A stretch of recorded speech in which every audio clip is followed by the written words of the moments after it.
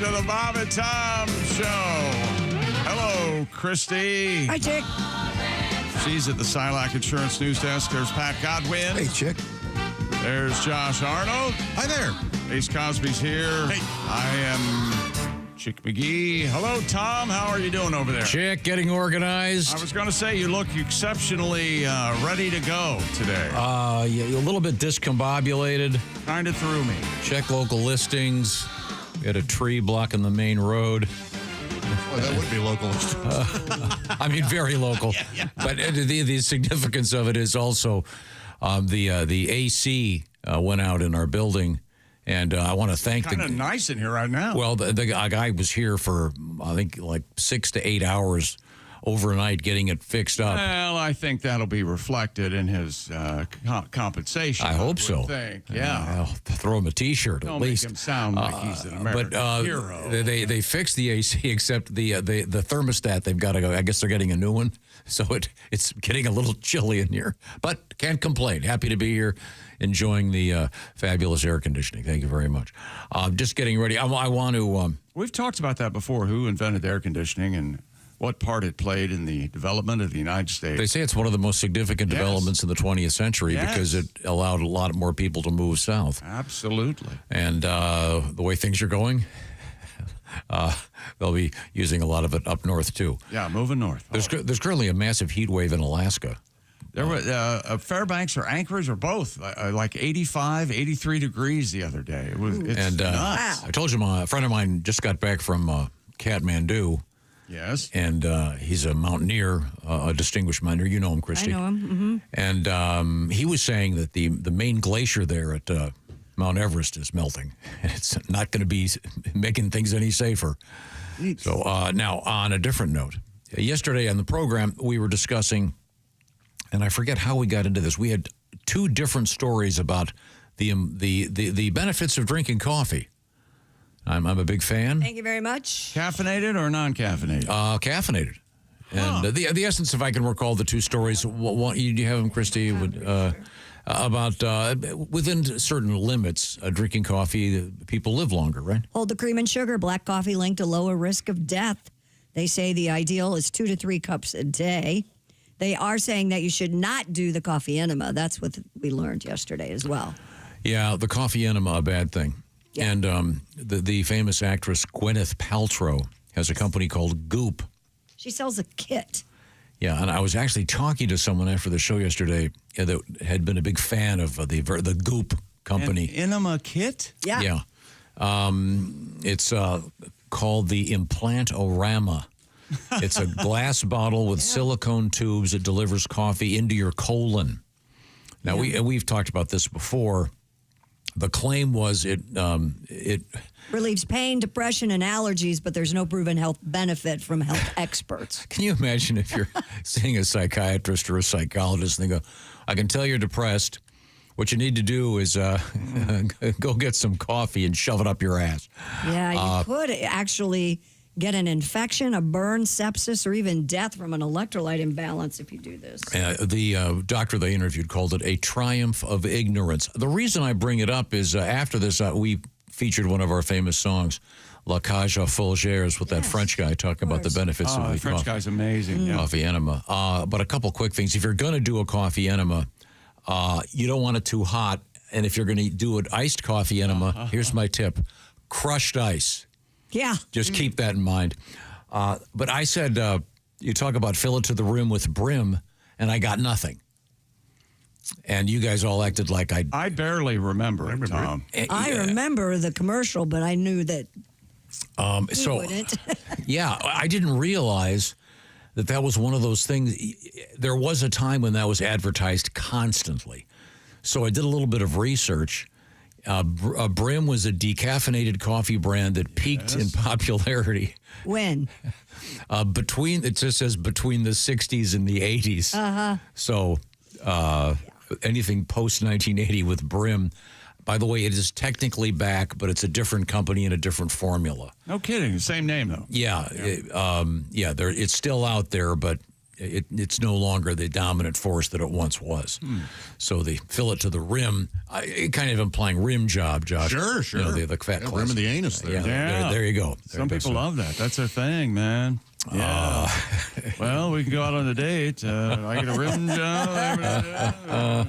What was the name of the coffee that had the free? Oh, Taster's Choice, right? Yeah, The freeze-dried. crystals. Yeah. That was a big damn deal. They had the skit, right? Yes. Wasn't that the one with the guy knocking on the door? I think, yeah. And that took over the world for a little bit. And they made it into a TV movie. Or was it Nescafe? I think really wasn't it Taster's Choice? I thought it was. Oh, yeah. Yeah. I think so. But in any event, so apparently drinking coffee has its benefits. Remember Maxwell House? Oh, of course. That was a good My one. dad liked the Sanka, and your dad too. Sanka. Yeah, my dad drank. Sanka, was that the original decaf? Is that the thing? It was like a powdered decaf. Yeah, it might be the original. Yeah. We're of course big fans of Java House here at the Bob and Tom Show, which I've already enjoyed one of my Java House hydration drinks, by the way. Very nice. I did not know they had hydration. I knew they had cocoa and coffee and tea, but Yeah, Bless you. I drink that Blue Star. What was it called? Arctic Freeze. Freeze. I've already had one. I'm gonna have another one. You can see I've already polished this one off. Good for you. In any event, Did those kids in that Taster's Choice commercial ever do it? Do we know? I don't know if they ended up together or not. I think they slept together in the movie. That actor is on Ted Lasso. He's one of the big stars of Ted Lasso. Really? It was very graphic, the scene in the movie. It wasn't just hands? No, it was all the positions and. Oh, really? Yeah, a lot of screaming. A lot of, remember the other. well, I'm up now, he said. And There are a bunch of great coffee commercials in history. What was the one where they're at the fancy restaurant and we've switched the coffee. we here. switched coffees without telling him, and he never has a second cup at home. That might be Maxwell House. Have you ever seen the Chris Farley Saturday Night Live bit where I love that. the guy comes over, we switched it. Farley goes, "What? What the hell do you think you're doing?" So he starts beating the hell out of the guy. Yeah, it's pretty funny. But yeah, he never asked for a second cup at home. He never asked for a second enema at home. Every now and then a sexist commercial will pop up in my timeline. I'm not sure why. I'm guessing it's the company I keep. But anyway, are you struggling to make the proper cup of coffee for your man? Well, Folgers. Honey, this coffee's great. Maybe I'll keep you around. Stuff like that. That was a commercial. Yeah, absolutely. Where it's it was. maybe I'll. No, it wasn't that I think I'll keep her. I think I'll Something like keep her. that. What was that? There was My wife, I think Yeah. I'll keep her. My wife, I think I'll keep her. Yeah. I'm not sure which one that was, but in any event, We'll find back to the coffee enema. I know Starbucks has a special. You can get the colon blaster with extra whip. Do not order it extra hot, though. I think we've been through this. Have you ever gone wet and wild? Ever had an enema? No. Either at home or by a professional? No. Oh, Tom, you got to try it. It's amazing. You have? Every day. Every day? Yeah. Oh, wait a minute. No, you had one in the hospital, didn't you? I forgot. about Sure, that. yeah. And I really took to it. And I, let's say it's a slow day. I believe I'll check your watch. I'll have an enema. And I right up the old Yazy. Okay. Woo! Wet and wild, Tom. Oh, boy. It says here it was a Geritol commercial. My wife, I think I'll keep her. Uh-huh. Well, that don't sound right. Yeah. My wife's incredible. She took care of the baby all day, cooked a great dinner, and even went to a school meeting. And look at her. She looks better than any of her friends. That's because she takes care of herself with Geritol. And Geritol's what, a liquid vitamin, right? No, it was a capsule. Oh, okay. Yeah. But it's vitamin. Oh, there was a liquid and a Or capsule. iron-rich blood, right? Yeah. Iron supplement or something. Yeah. See, I think women, I'll keep her. once a month, they have this I'm fully aware of that. sloughing. Okay. I like women. What's the old phrase? I like my women like I like my coffee. Don't you say that, Pat? That's like a famous kind of a... How does yours go? It's a whole song. Oh, I like my women like I like my coffee. Oh, I did it yesterday, yeah. Okay, I knew I'd heard it recently. Oh, remember the little kids in Airplane? yeah. They're very dressed up in the. Is this seat taken? Yeah. No, not at all. And he goes, do you want cream with your coffee? And she goes, no, I take my coffee like I take my men. Black. Brown. She's like 12. Yeah. Brown. And just the sweetest face. Yes. And he's just completely deflated. Yeah. As for the enema, I like my women like I like my coffee.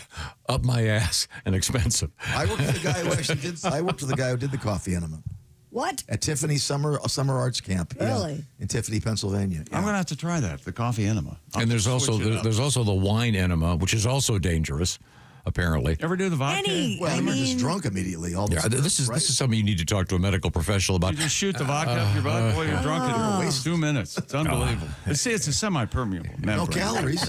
Yeah, so Oh, you're right. it soaks in the alcohol. Yeah, Okay. oh, yeah. Well, we got to check in with our friends at Raycon Earbuds, and I got a letter. You go ahead. You start. Okay. Raycon's everyday earbuds. Enjoy premium audio that goes where you do. And Raycon's has been updated. 32-hour battery life and multi-point connectivity, so you can pair two devices at once. And Raycon has a quick charge function. I'm not sure how this happens, but you put the Raycons on the charger for 10 minutes and boom, you got 90 minutes of battery. And also Raycons have active noise cancellation. And Raycons start about half the price of other premium audio brands. They come in all the colors. And Raycon offers a 30-day happiness guarantee return policy. All you have to do is go to buyraycon.com/Tom and get 15% off Raycon's best-selling everyday earbuds. Right now, buyraycon.com/Tom, 15% off. One more time, that's buyraycon.com/Tom. I got a letter here. This comes to us from KRIS, Chris. Hi, Chris. That could be male or female, I'm not sure. He says, hello, everybody. I just ordered a pair of Raycons for my mom as a birthday present. I got this text message from her. I think she liked them. Thanks for making me look good. And it's from his mom. It says, I love these earbuds, ! Thank you, little red heart. There you go. What better endorsement than a mom? Wow. There you. Thank you very much, Raycon earbuds. We all know how hard it is to please your mother. Good God. It's amazing how quickly we get to certain themes on this show. Coming up, a lot of exciting things in the news, including cheerleading, a major story in the world of sports, and something we were talking about either yesterday or the day before involving the Stanley Cup, and it happened again. Uh-oh. The Stanley Cup? Mm-hmm. Stanley, give me that cup. Ah, baby! We are in the O'Reilly Auto Parts studios, and this is the Bob and Tom Show.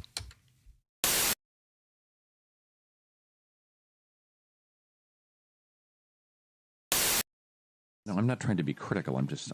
This is what the Surgeon General is saying. I know. So I think those women who can't are pretty much, by and large, selfish, aren't they? Screw you, chick. yeah. Don't you wish just once they'd have a day, one day a year, where you could say whatever you wanted in the radio? Just so that one time. I'm over here working, okay? You know what you could do? What? walk in there and have Dean do it for you. You walk in there, tell Chick what you want to say, and he can fix it for you. A few minutes ago, Chick said something mean to Christy, and she... I didn't. Was that mean? I was Yes, just it making was. an observation. I was saying that some women are unable to breastfeed for a number of reasons, and you said... The main reason I can think of is because they're selfish. So Christy She wanted... seems very well adjusted Right and now. very Christy intelligent. wanted to respond, and I have great faith in our editor. Me too, because if Christy not, wanted I've to lost my respond. job. We now have the response. Okay, go ahead, play it. Hey, chick, you. You've never had to breastfeed. You don't know what it's like. You're a ignorant, stupid son of a bitch. So shut your mouth, you stupid ass. You know, that last beep could have used a little more word. A little less a little less... And not so much hole. A little heavy on the hole on that one. Hi, everybody. Christy Lee from the Bob and Tom Show. Miss some of the show? Become a Bob and Tom VIP and subscribe to the audio and video podcasts. The Bob and Tom Show, on air, on app, and on demand. Oh, wait a second. I'll get that. Hello, Bob and Tom Show. Bob and Tom, it's Kenny Tarmac. Getty. Hey, Shooter, I'd love to say we just landed, but I'm still driving. Oh. I know. Like I said yesterday, with all these spring breakers clogging up the airlines, I rented a car, making the most of my wizard number, but it's fair to say I've had my fill of Zone 4 people. I know. I just crossed over into IL from IN, and for once I didn't have to do a touch-and-go at ORD first. Oh, nice. I'm at a truck stop, and like most road dogs, I had to re-up on my supply of sugar-free Celsius and veggie straws, and I'd be giving anything to be in the Sky Club about right now, but unfortunately, my rental car has a nail in the tire. Yeah, I got to find a place to get my tire fixed. Yeah. I'll take a bird strike any day over this, but this is really going to set me back. Mama Tom, hang on a sec. Let me ask this trucker if he knows a place to get my flat fixed around here. Okay. Excuse me, sir. I found myself in a predicament. My right front is low. Picked up a nail. Would you happen to know a reputable tire place around these parts? Oh, you've definitely got yourself a flat there. That's going to turn into a roll alligator. Probably won't attend to it. That's why I roll on Goodyear tires. I don't use those commie brands. I wouldn't put those on a moped, but if you can make it up to Pete's Tire Center, you're only 2 miles away. I think it sounds good. Yeah, I'll try to find Pete. What you want to do is take a left out of here. You're going to go maybe a mile and a half on the south side of the road. You're going to see a sign for Joe Gin Spa. Now, if you can't make it all the way to Pete's, be sure to stop in there. Hey, Todd, I've got to take this. I got to call on my burner. They may not fix your flat at Joe Gin's, but you're going to feel like they did. Here, I've got a gift card that's got $40 left on it. I haven't been in almost a year on account of my cholesterol being what it is. When you get there, ask for Lou. Tell her you'll pass on the table sign, but you still wanted to take a look at your undercarriage. Hey, gang, looks like this might take a while. Let's circle back and reload for tomorrow. We just landed. Okay, thanks. Easy, I'm right here. My God.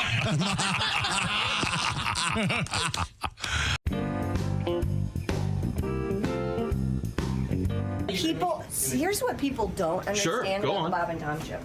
I get to be the official greeter of our guests. Great. And I believe we do have a guest waiting in the green room. Sure. And I would like to greet officially our guest, Well, that's Jim Gaffigan. Hi, how are you, Christy Lee? How are you? I'm good. It's so nice It is to great to see be you. here. Not set up or anything. You know Wow, are you that- on you got your own reality show? I do. It's called Nobody Really Cares What Christy Lee Does Behind the Scenes, but we're going to show it to him anyway. Thank you, Jim. It's so good to see you. Okay, let's move. Let's show people what you eat back here, Christy. Oh, well, my favorite thing is right over here. This is called chocolate-covered raisins, or I call Nirvana. Sure. Have a. You know what's great is the way that's set up is like there's tons of hands going in there. Yes. And so hands are usually covered with feces. So. He's absolutely right. So now you're going to ruin my favorite Enjoy. snack in the green room? The treat. There used to be soup here in the morning. What happened to the soup? There used to be different things. He retired. Or does it come at like 9 or He something? retired. So now we have to eat things that look like feces. So that's it. Or is it kind of... Hey, Christy, Hey, chick. have you seen the banana video? Who hasn't?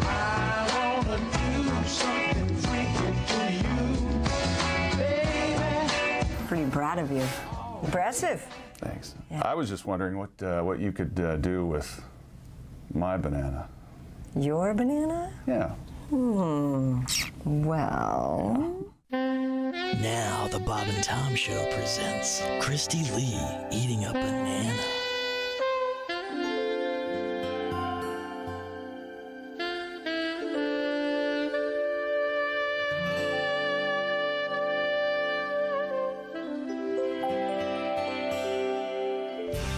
Hey, welcome back to the Bob and Tom Show. Christy Lee, Pat Godwin. Hello, Josh Arnold.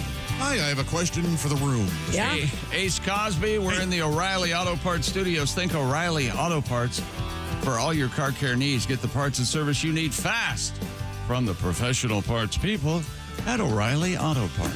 I'm Chick. Hello, Tom. And Josh has a question for the room. This may actually be a question for the world. I took a different way to work this morning. Mm-hmm. And I passed one of those, like sex shops. Okay. Oh, right. Yeah. And on their marquee, this place sells toys, it sells outfits. On their marquee, it said 20% off ox balls. Spell it. OX BALLS. So like the animal. Right. And I'm wondering what ox balls are. I have and no if idea. anybody. Are they missing a letter? I don't think so, because even if they were. What could it be? What could it be? Well, maybe it's a kiss and a hug ball.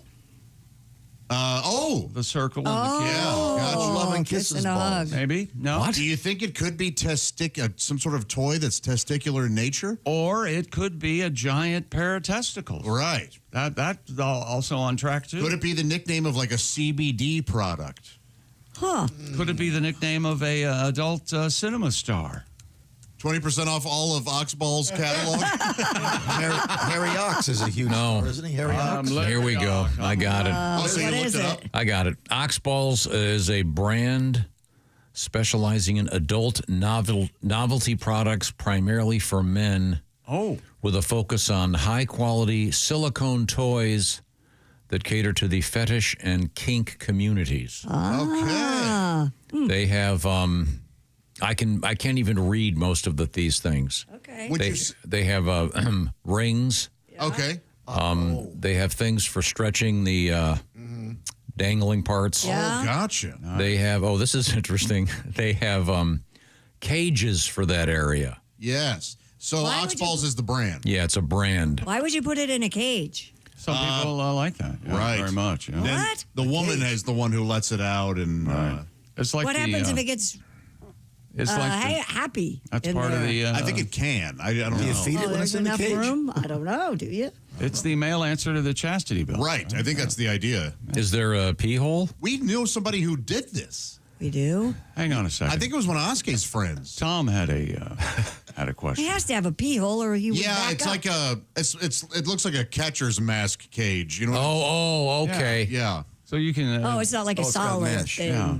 It's not like he's in a dark box. Okay, so the answer to the question is this Oxballs is a brand name, and I guess people who know. I guess so. 20% off. Hey, 20% off. Yeah, I mean they can't put on their big sign 20% off C-word rings. But yeah, I would think men's fetish toys. Right. Yeah. But yeah, you're right. They are catering to their crowd. Oxballs. It also, according to this ad, it has a so-called chastity devices. So Yeah. that would be, I guess, belts and do they make chastity suspenders, or are they strictly That'd be like hard. a chastity? They make a formal chastity cummerbund. There's a limited market. you show up in that show where they bring their inventions out, Shark Tank. Well, who may want to have a chastity belt, but they're going to a formal event. Aren't you tired of? Yeah. Hi, sharks. I'm with Kinky Gentlemen. And I'm looking for $200,000 for 5% of my company. Now, we were talking about obscure commercials for some reason. We landed on a couple great ones, but we were talking about especially that there was a coffee commercial for years for Taster's Choice, and it was a kind of a running skit, and the essence of it was the guy had run out of coffee, and he knocked on the and there was the chemistry between the two. Yes, the implication was that these two were going to get through. They actually did make a TV movie out of it, and I'd forgotten. We had kind of a knockoff on that, and here it is. Friday, 8 p.m. Hi, excuse me. I'm having a dinner party and I've run out of coffee. Might I borrow some? Sure. Here you go. A few minutes later. Excuse me. Could I trouble you again for some more coffee? I just gave you some 10 minutes ago. I know, but my guests are really big coffee drinkers. Okay, here you go. Thanks. Do you mind if I ask you a question? What? Do you live here alone? Yeah, why? Shortly thereafter. You again? I need more coffee. It's impossible. Okay, but it is possible that you want me. No. Good night. 2 minutes after that. Go away. Stalker's Choice Coffee. The coffee is so good, he'll come back again and again and again. More coffee!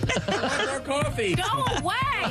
Some coffee! I'm gonna call the police! You want it so bad! I'm calling 911! You want it so bad! Stalker's Choice Coffee. Share some with a neighbor. Stalker's Choice. It's what obsessive-compulsive relationships are made of. The best part of that is, if you're listening carefully, the door sound effect is Dean going, Yeah. Apparently, it was a busy day. We didn't have time to dig up the sound effect. Well, we've learned a lot so far in today's show. We've learned you want to avoid the coffee enema. We learned that Ox Balls is a brand of fetish and kink community high-quality silicone toys. How about that? Isn't that fun, though, taking a different way to work? Yeah, it's fine. Yeah, me too. We should explain that we're off of a semi-rural road here in our neck of the woods, and there's a massive tree blocking the road, so we all had to kind of go an alternate route. Yeah. Yeah, and I kind of thought I knew where I was going, so I went kind of a back road because I used to live across the street, and I didn't. I got a little freaked out because I was like, where the heck am I? Yeah. I ended up in the right place, but it was scary for a moment. There are some other trees down over there, too, by the way. Well, yeah, and if you're just joining us, hello, this is the Bob and Tom Show. It's great to be here, and we are in the O'Reilly Auto Parts studios. Time to read a couple of letters from you. You can reach us, Bob and Tom, at bobandtom.com. Dear Bob and Tom Show, yes. This one says, glad to hear from yesterday's show that the swap shop is back. Well, that's great. Thank you. This is from Ken. I have a 43-year-old dishwasher. I'd like to trade for a riding lawnmower. P.S. I'll be changing oil in my truck on Saturday. Is his 43-year-old dishwasher a pretty lady? Hot. Oh, it might be. It might indeed. Yeah. Honey, I've got some good news for you. You're moving out. This will be explained to you in just a moment. This is from Sean. Dear Bob and Tom Show. Folks, hey, just wanted you to know I went to a Reds game over the weekend. Had an awesome time. Unbelievable. They had a scoreboard. My mind was blown. Thank you, Sean, in Wilmington, Ohio. So you could just look up at the scoreboard and know what the score was as the game was being played. I was just making the point that the WNBA game that I attended, the scoreboard now has multiple things on it and a huge video replay. Time. It's gigantic. The temperature out the door. It was too much for you? No, I loved it. Oh. There was never a dull moment. Then the best thing, of course, I mean, there's always something going on. They have the percentages of field goals, percentages of three-pointers for both. They have the cannon, the multiple T-shirt, the Gatling gun of T-shirt cannons. It was just great. Now, field goals thing is out. You know, now every now and then on the scoreboard they'll have like a racing dot or whatever they want to put up there, and the crowd cheers for it's a fun. red dot, a green dot, a yellow dot. Oh, yeah. They keep it very entertaining. I know, Pat, when I went to the baseball game recently, they had how many shots on goal? Yeah. Field goals, he said. At a basketball game. They had field goals up on the scoreboard. Well, technically they are called field goals. There's the FG, and then the three-pointers. Yeah, field goal percentage. Yeah. And they at one point they were 50% from the all right. Well, that past just the three-point line. Well, you guys know I don't watch basketball, so that's no, but it's one of those. It should be called court goals, shouldn't football, well, and basketball. Well, you'll be pleased because something we predicted actually happened in the NHL. We'll get to that in just a second. Right now, I'm going to read this one. This is for longtime listeners of the show. Got this nice letter from Krista. She said, big fan of the show. My husband and I went to Bowling Green, Kentucky. Lovely. To the Wally Parks Nostalgia Nationals. Huge car show. Yeah. Lots of great old cars. I was driving around checking things out, and I ran across this. It's a photograph of a beautiful old car. And in front of it is a surfboard of sorts. Yeah. That has the logo of the Endless Summer. Ah, the movie. The movie that I've talked about, the terrific movie. That's right. Cool cars and endless numbing conversation. The Endless Summer, of course, a movie about surfing. So then I changed the headline. One of the first documentaries to back in the day. Your dad, I'm sure, saw it, Josh. No, I saw it. Oh, yeah. Good. Yeah. But it's a famous... I think he believed, why would I ever watch those pussies? No, he never said that. I have no idea if he saw it. But that reminded me... it's a badly made movie. The sound's off. It was one of those cult things... It's nuts, man. That it was kind of like a Deep Throat thing. Everybody went to see this movie. when it came out. It was a documentary. It was in theaters. And that rarely happens these days. In any event, I bring it up because I've been listening to some stuff about the Beach Boys, the sad death of Brian Wilson. But their big comeback was when they released a double set called The Endless Summer that had their early hits on it, all the surfing stuff. And and I know, Pat, you're a big fan. The late, great Brian Wilson, in the beginning, wrote songs about surfing. He didn't even surf.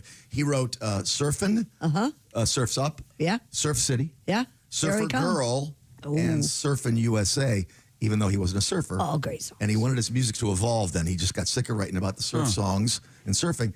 He wanted to be he wanted to go beyond just the theme of surfing. So he told his bandmates about his true passion, which was actually food. He liked to eat, and so he wrote about food for a while there. I don't know if you remember this. They never released this. I like everything this restaurant makes, but my favorite's lobster tail and steak. Surf and turf. I really love that surf and turf. I skip the salad and the fancy hors d'oeuvres and get right to the surf and turf. Whoa, whoa. And that's it. It sounds like Brian couldn't help himself. Got away from the surfing. Yeah. Who doesn't love surfing? Was it Saturday Night Live that did the skit where they arrested him for nuts? Belushi and Aykroyd went to dressed as cops. Hilarious. But he was not a surfer. Dennis Wilson apparently surfed a little bit between drinks. Gotta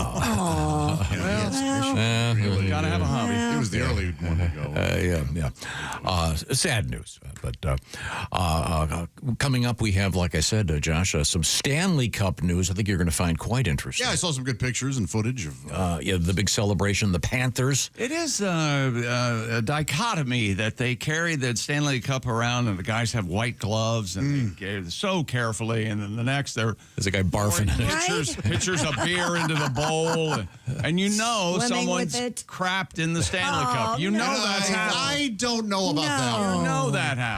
Because it's so revered. Why would they do that? No, they wouldn't. In this world today, I'm going to really argue that one. All right.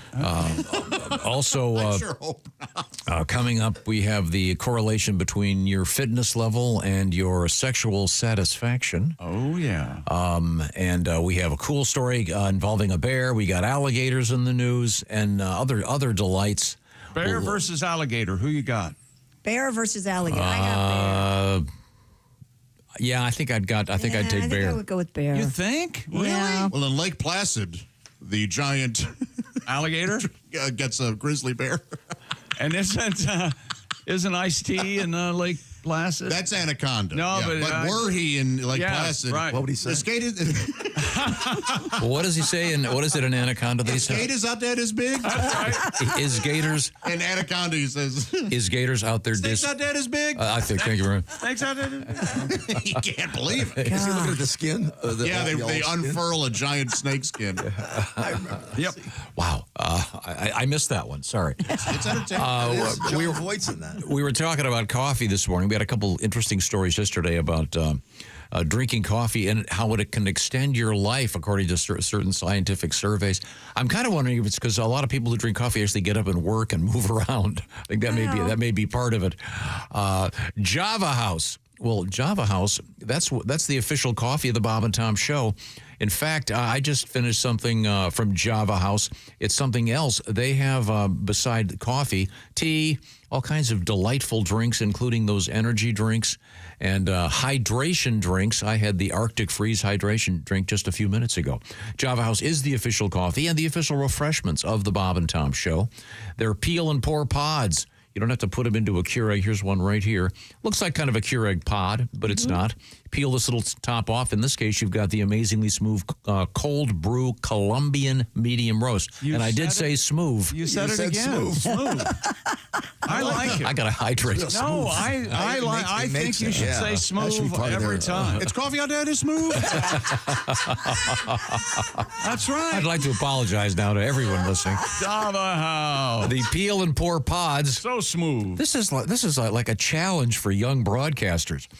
Try saying peel and pour pods What did I say? Coffee, tea, lattes, energy drinks, hydration drinks.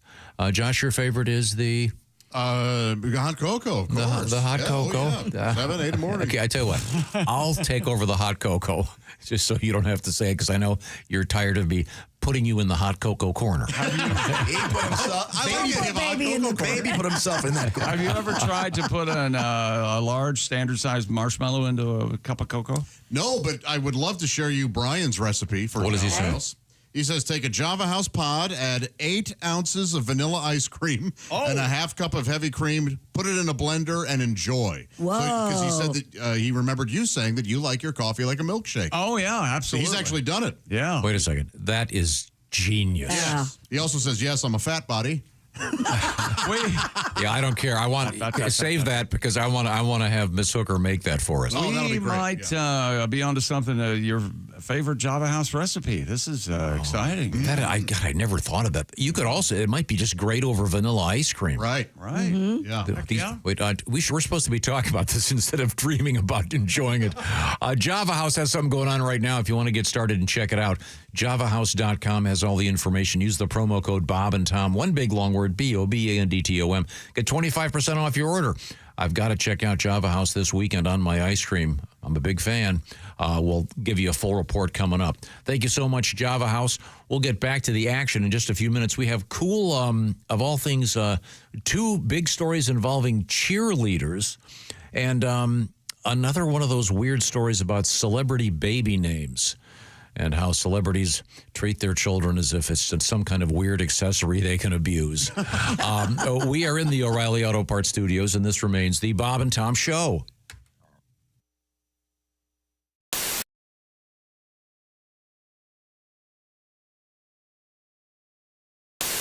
Hi, everybody. We're at the Indiana State Fair at the Dairy Bar, my favorite stop, my first stop here today because we had to get some delicious shakes. While I was waiting for Josh to get here, I noticed that I probably am skewing the median age.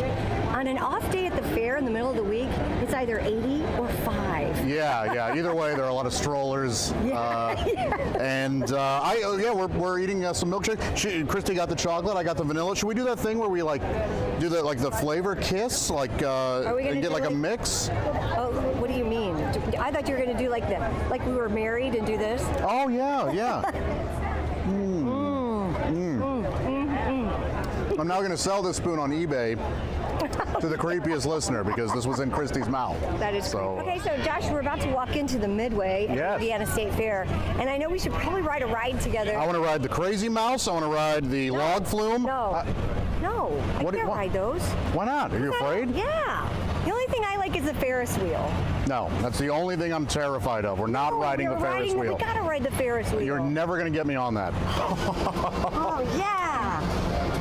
Oh my gosh. I genuinely do not like this. Oh my God, you hear it? Fine. Oh, we're stopped. We are stopped. Look at this lovely view. We can see the Coliseum. Oh man. You can see the track where they, have some racing. And I'm sure. You can see the Midway. What a beautiful I can see Midway. downtown. You can see downtown. That's right. Oh, I can't take it.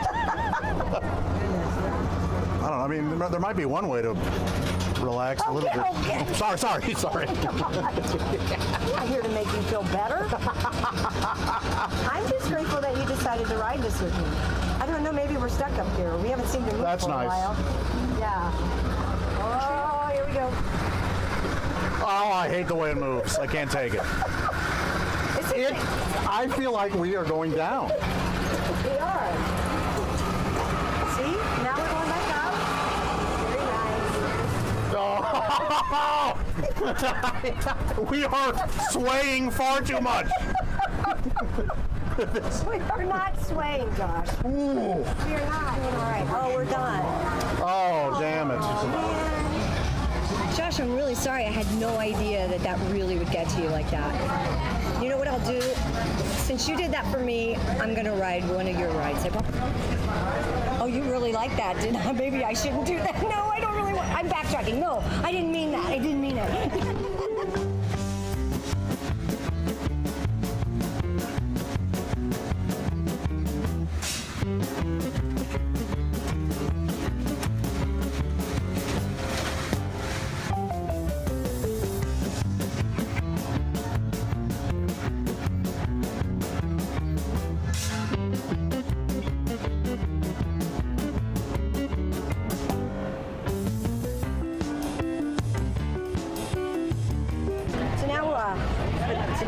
here before, Josh. We're on the shuttle.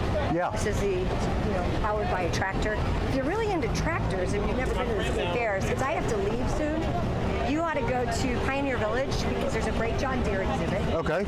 Also on the other side, the FFA has a wonderful little barn, and they've got little goats and little sheep and these really cool Indian cattle or something.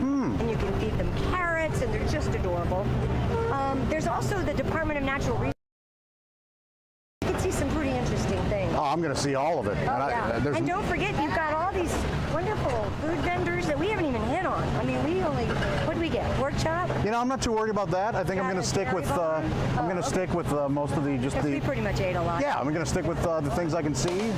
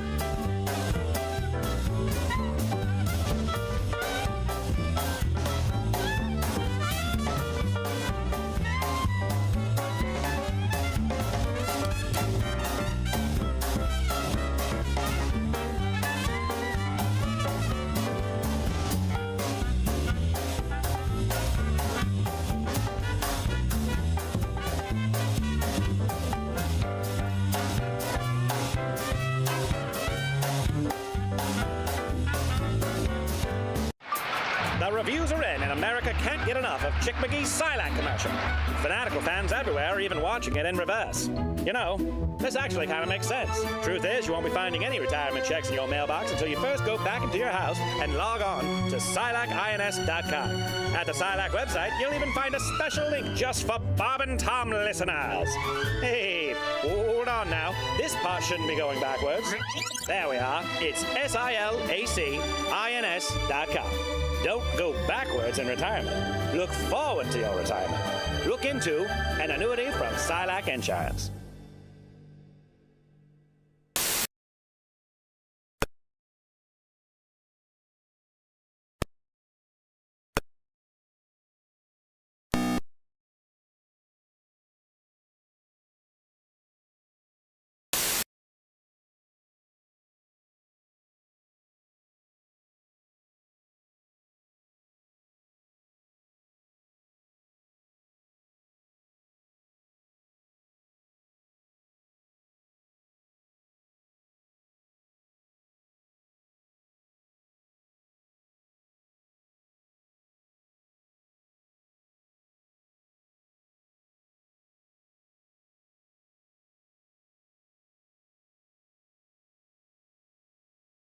Blood Brothers Band.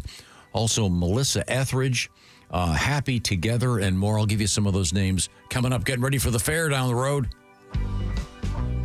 Hey, welcome back to the Bob and Tom Show in the O'Reilly Auto Parts Studios. Christy Lee. Hey. Pat Godwin. Hello. Hello, Josh Arnold. Hello, Chick McGee. Ace Cosby is here. Hey. Hello, Tom. How are you? Hello, buddy? Chick. We have the tales of the Stanley Cup coming up.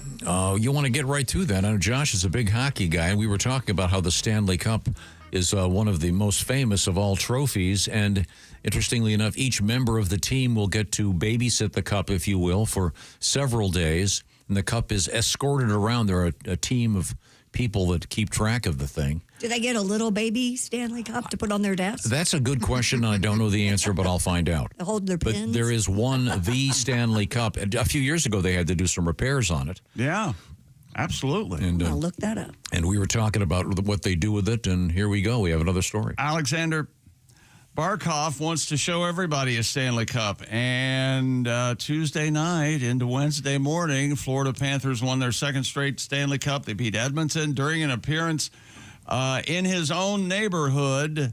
He went Barkov went door to door, ringing people's doorbells, going, "Hey, you want coffee with the cup?" That's awesome.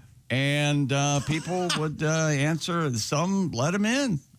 And That's there is fantastic. a Ring camera video of Barkov on his neighbor's door with the Stanley Cup. There he is now. Now let it run. He's trying to get somebody to come to the door. And it's dark outside. Yep. You can hear this. Yep, there. That's all. Isn't it a nice white suit? Yeah. Well, Jackets are on the bulging ring. with cans of beer. Here it comes. Coming. Oh, he's coming out or what? Yes, he's coming. Oh, he's coming. There's a guy holding the Stanley Cup in back of him. He doesn't He's sound. on his way. That's And they the clearly wife know of each it. other. They're Yeah. being overly friendly. He doesn't sound like a Barkov, does he? He sounds like a Florida guy. Oh, that's cool. And they do get a mini Stanley Cup. All right. Yeah. I don't think you can put pens in it, though. It's too shallow. Paper clips, maybe. Paper clips. There you go. Oh, the mini one? Your loose change, you could sit it there on Jelly beans. Jelly beans. Maybe you could take the lid off of a Pringles can and turn it in to put cremated remains in there. Oh, maybe you could. It's a little bigger than that. Well, you can just split them up among the family members. I meant the width of it. Some people get it into a Jif jar. Other people get it in a little mini Stanley Cup. Uncle Clarence would have wanted it that way. You know what, Tom? You sure could.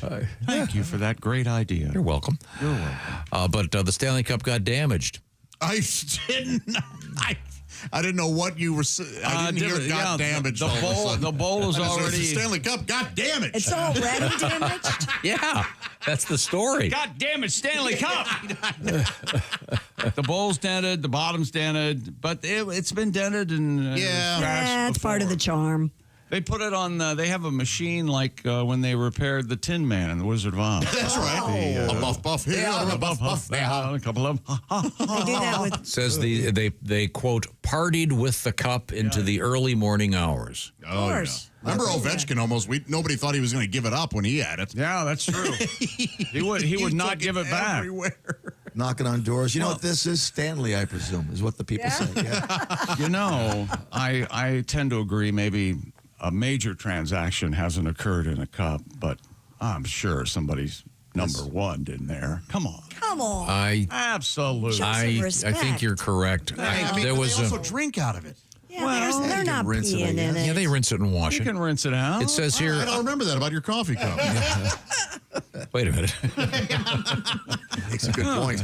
You can't fit a Stanley Cup in the dishwasher. Do they have really large dishwashers, like a mini car wash that you can put, like restaurants, hundreds of dishes at a time? Yeah, I bet they do. Absolutely. Yeah. I'm not sure they have one that would fit the Stanley Cup, but it's a fair question. It says here that the Tampa Bay Lightning dropped the cup during their boat parade in 2021. The Colorado Avalanche dented it on the ice when they won the following year. Damage is nothing new to the Stanley Cup. It's been submerged in pools. It's been thrown into the Atlantic Ocean, mishandled by players, coaches, and staff for more than a century. That's part of the charm of the thing. Who threw it into the ocean? Was it when the Blues won? They were skating over to give it to the team, and they dropped it and just clang. Yeah, I forget exactly. Remember that? Yeah, they had to fix it with that Flex Seal stuff. Yeah, that stuff is amazing. Very good, very good. It's interesting. I'm surprised that the Stanley company now, which is associated, Stanley tools have been around forever, great tools, but now Stanley is associated with what I would call a thermos. Sure. What was the one that predated the Stanley? The Yeti? The Yeti. Mm-hmm. But the Stanley is ubiquitous. If you go into the lost and found of any gym or any school, you'll see the history of the Stanley Cup right there. I wonder if they haven't glommed onto that with their. It would be a natural for them to do something with the actual Stanley Cup. Oh, it is the Stanley Cup and a Stanley Cup. Yeah. If They can put a handle on it. if the Stanley thermos people, what is the word for that? It's not a thermos is a brand, right? Yes. A Stanley. What is a Stanley? It's a liquid beverage container that with thermal capabilities. Yeah, I guess. Because if they made the Stanley Cup, it'd be indestructible. I'm one household that has 0 Stanleys. I've got 40 of them. Come on over. We're not particularly cabinet friendly. No. Have you noticed that? They are. Okay, and the answer to that is it's unwieldy. You can buy a rack so you store them. Well, I only have one. Horizontally. Like this? Yeah. Yeah. Josh only has one. Well, I don't live in a sorority house. No, wait a minute, Josh. As much as I've done. Hasn't it been your life dream to wake up as the mascot of a sorority house? No, maybe 15 years ago. Now it'd be 2 days before I hang myself. Yeah, but boy, 1 to 2 days. I'm not sure you'd have the energy to hang yourself because of all the expelled bodily fluids. Well, what the autopsy indicates, he had plenty of blood. He was just completely out of semen. You can get an NHL replica Stanley Cup trophy for $400 from Fanatics. That's the jersey and T-shirt sports. Well, that doesn't seem right. place. Yeah, there it is. It looks like they call those tumblers, Tom. Oh, the that's Stanley it. Yeah, the Stanley right. tumbler. I knew there was a word. Yeah, but that's their word for it. I mean, is there a generic? What does Yeti call it? They call it. No. I They think call it a Yeti. tumbler is the generic. Yeti. Yeah. Is Tervis or is that a brand name? That's a as brand well? also. That's a brand? Yeah. Okay, well, now, in any event, what's coming up in sports, Chick McGee? The replica Stanley Cup is only 25 inches tall, but you still have to pay $400 for it. So there you go. I see. The Los Angeles Lakers have been sold, set a new record for a sports team purchase price. Shedeur Sanders, yes, Dion's son, is in trouble. Game 6 tonight between the Thunder and the Pacers in Indianapolis. And a lot of cheerleading news today. Pro cheerleading, Cowboys cheerleaders, another season of their series on Netflix. If you watch it, you can't be a friend of mine, and other stuff. I love cheerleading. I like to watch that on Well, ESPN you'll hear and all stuff. about it in a few minutes. We are in the O'Reilly Auto Parts Studios, and this is the Bob and Tom Show.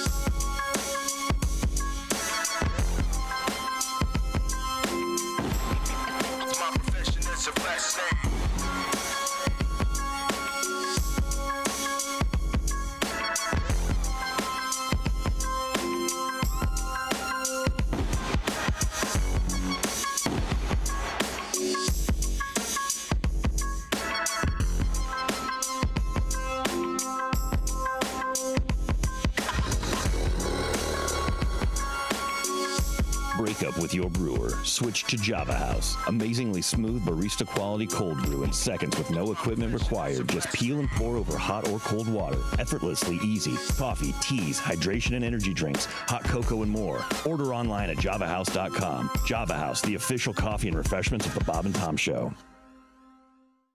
Ready and action. Hey, we should wake up every morning with Bob and Tom. That sounds good to me. No problem here. Sorry, that'd be my fault. The hell was that? Ready and action. Hey, we should wake up every morning with Bob and Tom. Well, that sounds good to me. No problem here.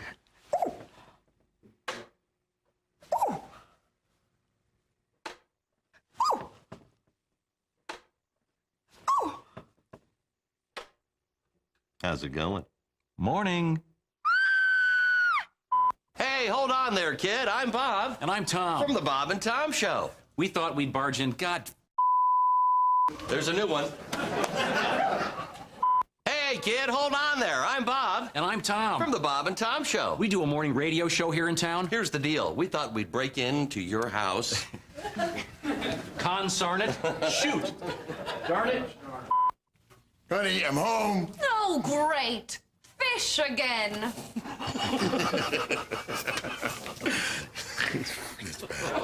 You know, we can vote you off this commercial. You know, Chick wanted Richard Hatch. What if we paid you to say you liked us?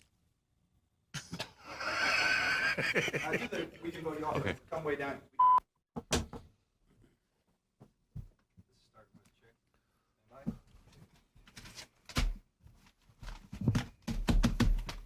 And now the news. Oh. You do sports. And now the sports.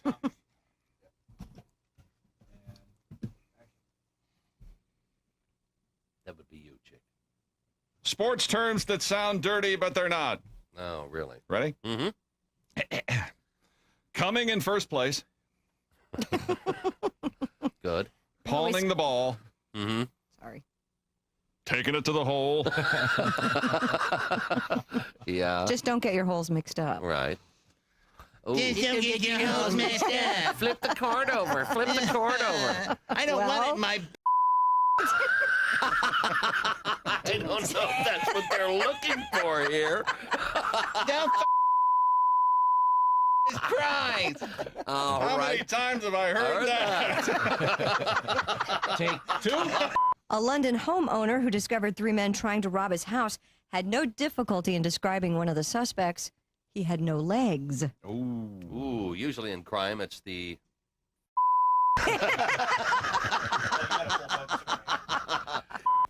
Usually in crime, it's the police that are stumped, not the criminals.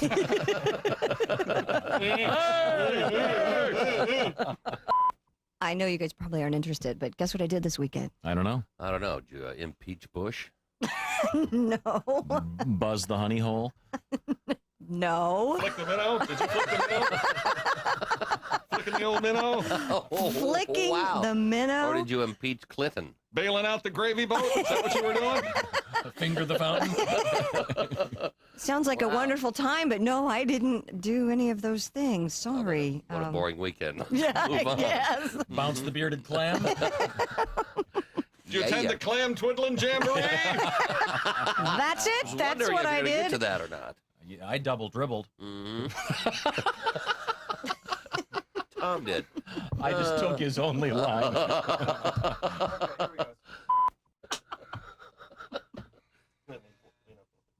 It's okay. I like to think of Bob as the funny. Uh-huh. Yeah. Prop, yeah. It's part of the drinking act. I like to think of Bob as the funny one, and I'm more the philosophical one. Ah. Really? By the way, you left your headlights on. Socrates. What's new? Can you do the other That's line? it? That's it. That was the joke? What was That's the other it? This one right here. I think of Bob as the funny one. I'm more of the philosophical one. Really? Will you shut up and drink your hemlock, please? I told you to be too hip for you. Hemlock, you know. Hemlock. Socrates. What is it? Poison. Why does it start with H? What, hemlock? Headlights? What's next? Hemorrhoid. Hemorrhoid?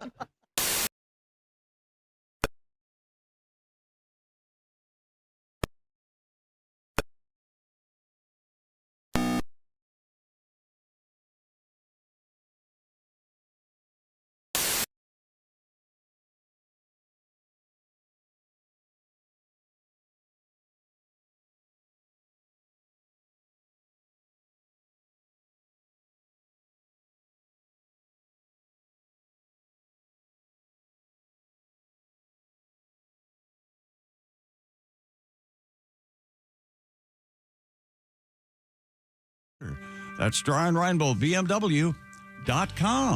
You can check them out there. Give your buns a test drive. You'll see why. Welcome back to the Bob and Tom Show at the Silac Insurance News Desk. Christy Lee. Hello. It's Pat Godwin. Hey, Chick McGee. There's Josh Arnold. Hi. Ace Cosby is here. Hey. And I'm Chick McGee. We've got thinking about buying a sports team. As my dad used to say, the price of poker just went up. Hello, Tom. We'll have the details. Oh, yeah, well, let's get to the details right now. What you got? The Bus family. Come on, kids. We're going. We're going on the bus. I had a lunchbox when I was a kid in school, and it was all the Disney characters in the yellow school bus. I love that. Oh, and it was and it was rounded like at the top. It looked just like a school bus, and the little neighbor kid next door threw it on the ground and broke the thermos inside it. It had glass in the thermos. Oh, remember those days? Yeah, I remember those. That's pure jealousy. I stalked that kid until he was 37 years old. I finally caught up to him. Where's he now? I shut his hand in his car door. Yes. What was on the lunchbox? The Disney characters, like Goofy was driving, and they were all looking out the window. You could probably find one of those. Would you like another one? I might. You could use it as a briefcase. I could. I've always said I want to be the crazy rich guy. I'm crazy and I'm a guy. I don't have the rich part yet, but that'd be great. You show up at some board meeting and you have your lunchbox. You open it up and there's a roll of important papers. Oh, it was the party. The first part wants to sign the party. I had a Muppet Show lunchbox. Oh, my first lunchbox was the Muppet Show. Oh, yeah. I can get you one of these. Ooh, they're pricey. How much? Well, anywhere from $75 up to $375. Are these classics or reprints? Oh no, they're classics from 1960s. Disney school bus. You find chicks. Mm-hmm. Sure did. Look. Metal or plastic? They're metal. They're metal. Yeah, my Muppet Show one was metal. Yeah. Had that rusty hinge on them? My Batman was There you go. Is this the one you had? Did it look like that? That's exactly the one I had. Yeah, there we go. Let's see. Donald Duck and Pluto there by the side of the bus. Okay. Buy me a lunchbox. And we're discussing this because is Jeannie Buss going to be running the team when they sell it? Actually, that was part of the sale. The Buss family agreed to sell the controlling stake of the Los Angeles Lakers to TWG Global CEO Mark Walter, doing so with a franchise valuation. Hold on to your various shorts. $10 billion. Oh, my There Lord. we go. The most ever for a professional sports franchise. And as part of the deal, Jeannie Buss, whose family has had control of the Lakers since 79, I think he bought them for like $800 million back in 79 or something, or maybe 87. I'll look it up. Jeannie intends to remain as governor. That is part of the sale. That doesn't sound like a bad ROI. Buying it for the old return on investment, $87 million. Yeah. So goodbye to the Buss family. So we got the Lakers at $10 billion. There was just that TV thing made about kind of based on. Mm-hmm. Yeah, the on John point C. Reilly, right? starting five or starting point or something. Yeah, with what's her face? Goldie Hawn's daughter. What's her name? Yep. Yes. Silver. The Lakers were purchased for almost, not quite $68 million in 1979. That's right. Not a bad return on your investment. Yeah. He also got the Kings and the Forum. I read. No kidding? Yeah. I read online that most of us have a reasonably firm grasp how much $1 million is, but you really can't even comprehend how much $1 billion is. You just can't. It's far more than you think it is. $10 billion. $10 billion is. Now, you suppose when they negotiate with their players, it'll be, well, look, I tell you what, we'd love to give you $50 million a year, but we just had to pay $10 billion for the team. So Isn't Jeannie Buss, the owner, married to a comedian actor? Yes, Jay Moore, right? Jay Moore. Mm-hmm. People still call him a comedian? That's interesting. The Lakers. I loved his show. I know you did. OnlyFans is on, I think, $8 billion. That's the asking price right now. It's for sale? Yeah. Yeah, we need to line up some investment. Oh, I'm kind of anti OnlyFans right now. I'm believing the lie. I'm sorry. Oh yeah. I've never been on it. What's the problem with OnlyFans? Now I think it's mostly bots and. So if you're not talking to the young lady wearing the pantyhose, it's some machine. Right. Yeah, or some 22-year-old in Bangladesh. Like apparently that's also what's going like so. Yes, I really am hot. Would you like to see my boobs? I should have said Denver. Way to go, Josh. What were you thinking? There's no way this can continue. Sorry it took me so long to get back to you. I'm waxing my mustache off. So what do you think? Top four, the Mount Rushmore of sports franchises. Who you got? Oh, I already know this one. Lakers, Cowboys, Yankees, and who do you think? I actually have the real numbers. Do you have And when them over I there? say this, I mean the sports, the team is actually bigger than the league they're in. Oh, I see what you're You know what saying. I mean? As a brand. Who would it be for hockey? Blackhawks?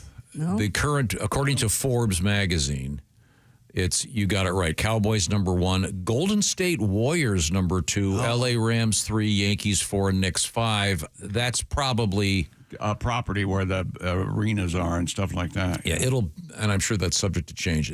Your point though is well taken. You can't even imagine what $1 billion is. No, you can't. Forget it. Just forget it, Josh. I guess the best way to think about it is that's what Bezos is paying for his wedding. Yeah. That guy's getting remarried? Oh, yeah. Lauren Sanchez. What is he, nuts? He's crazy. He is crazy. She's not going anywhere. You don't have to put a ring on it. Hey. Oh, he already... You guys, maybe he's in love. You remember how crazy and stupid we thought it was when Chrissy got married? It's the same thing. We did say only. Did you say that? Best thing I ever did. Oh, thank you, Chris. Yeah, that's exactly the way I feel about it. Poor Andy. Yeah. Andy's here again. Man, oh man. He's always so positive. It's nonstop over there at the house, I tell you They what. didn't get home till midnight last night. What the hell's that all about? Well, that's the trend lately, huh? I'm telling us. He's working late. I'm That's working how it hard. starts. Working on them night moves. Oh, sorry. Working hard. Points up Lipstick high. on the collar. 2 points way up firm and high.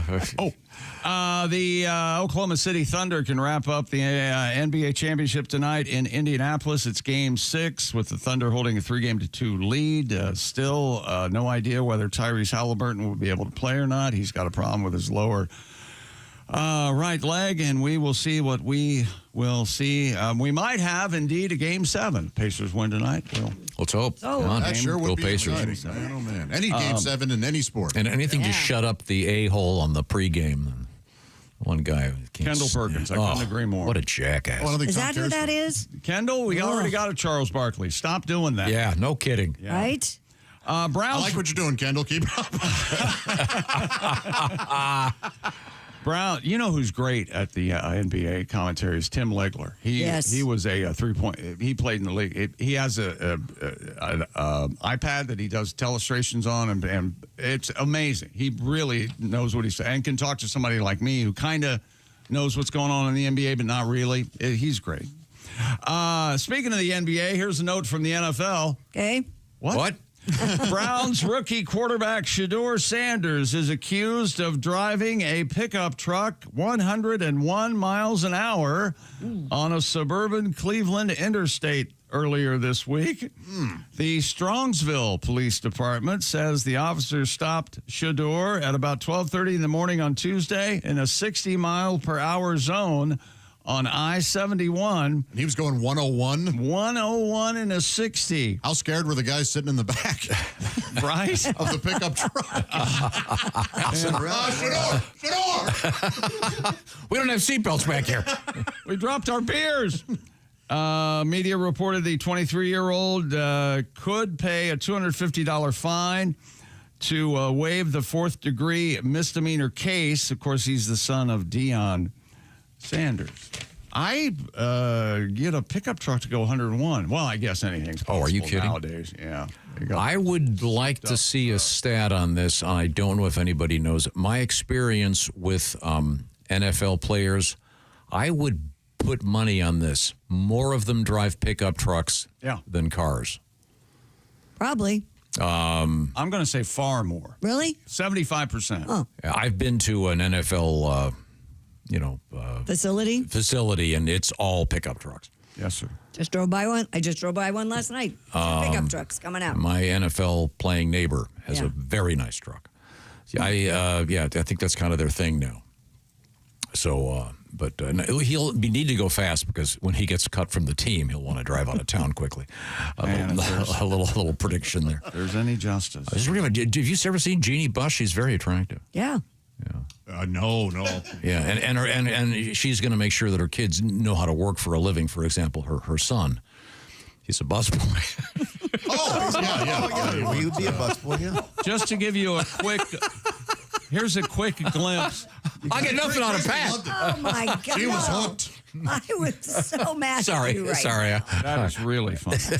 I don't know anything about Jeannie Buss. I don't even know if she has any kids. Here's how much $1 billion is. Okay. You would have to spend just a little over $2.7 million every day for 1 year. That'd be tough. $1 billion. That'd be tough to do. Well, I'll take those 9 fur coats again, I guess. And, holy I just hell. bought the Eiffel Tower on payments. Yeah. I don't care what it costs. What's the monthly payment? Yeah. Okay. Well, thank you very much. Cheerleading sports news coming up. Yeah. All right. Interesting. Right now, I want to say hi to our friends at the Silac Insurance Company, and they are bringing you this portion of the Bob and Tom Show. What is the Silac Insurance Company all about? Well, they're all about something called an annuity. And what is an annuity? Well, that's a way to make sure that when you retire, you've got money coming in on a regular basis that you can count on. So if you've been thinking about your investments, et cetera, and the volatility that exists in the stock market these days, that's one of the great things about an annuity. It's a counter to that volatility. And the Silac Insurance Company, the experts on annuities, designed to protect your retirement so you have a reliable set of payments coming your way. And by the way, don't stress about your retirement running out. With an annuity, that cannot happen. You cannot outlive your money. See what I'm talking about? Visit the folks at Silac. Just to get some information, you go to silacins.com. That's SILAC, silacins.com. Another easy way to get hooked up, you just take your phone and you go pound 250 and say out loud the keywords lifetime income. It's just like making a phone call, and it's got this automatic system, the pound 250 system. So once you hit that hashtag sign, that pound sign, and 250, and then say lifetime income, just to get some information, or go to bobandtom.com. We got a link right there, or go to silacins.com. Find out about your future. You'll be able to relax knowing that that money's going to keep coming in. Pound 250, say lifetime income, or go to silacins.com. An annuity from the Silac Insurance Company. Plan on it, live on it. Coming up, we have bears and alligators, oh my, in the news, and something frightening in the insect world on the way. We are in the O'Reilly Auto Parts Studios, and this is the Bob and Tom Show.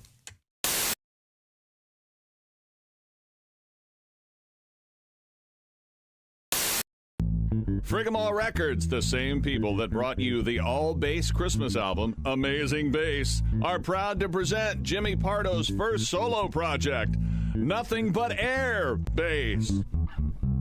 Hi, I'm Jimmy Pardo. You know, there's nothing cooler in rock and roll than the bass. And these songs are so cool, I don't even need a bass. Hey,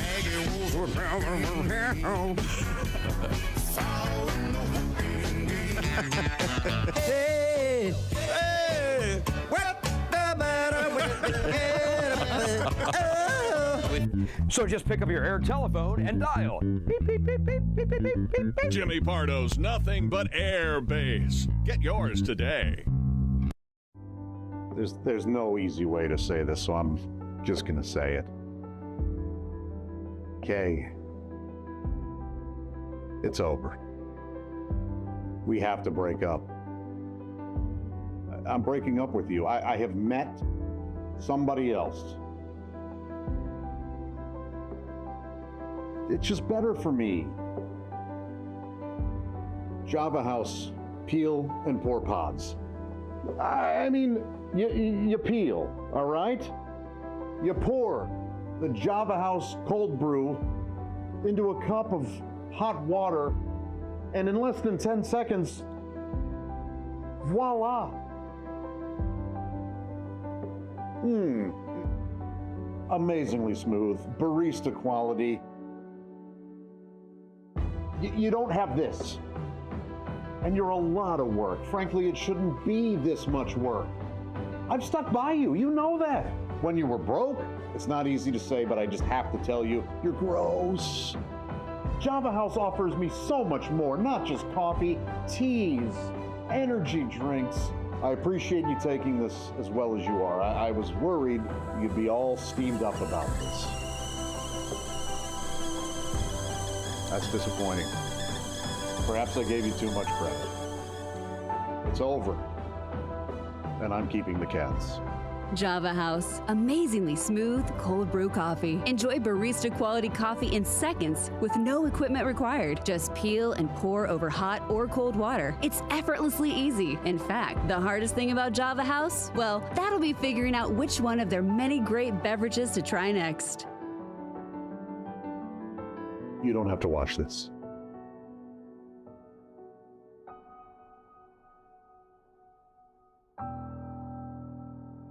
Order online at javahouse.com. Java House, the official coffee and refreshments of The Bob and Tom Show. Hi, this is Chick McGee from the Bob and Tom Show. Thanks for watching this morning's show.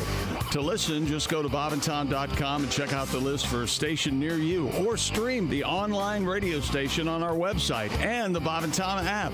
The Bob and Tom Show, on air, on app, and on demand. This may come as no surprise. This is a song about farming. Oh. Farming, okay. Okay. 1, 2, 1, 2, 3.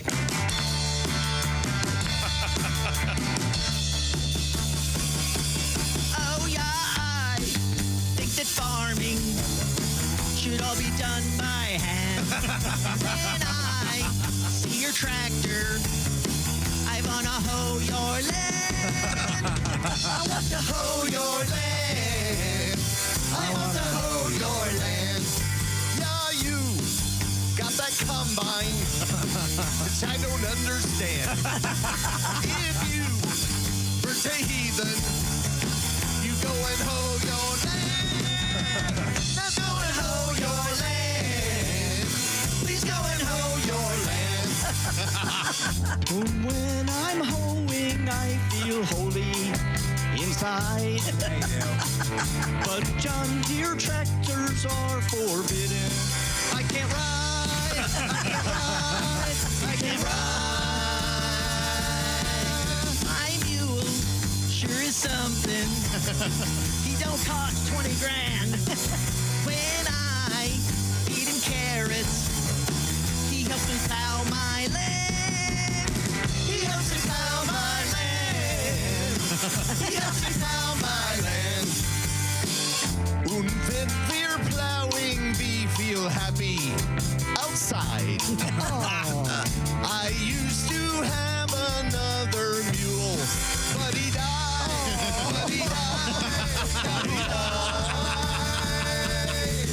You English, with your tractors, you'll surely all be damned.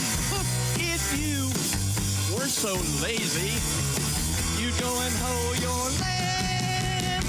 Now go and hoe your land. Please go and hoe your land. You better hoe your land. All right. The original song, The Electric Amish.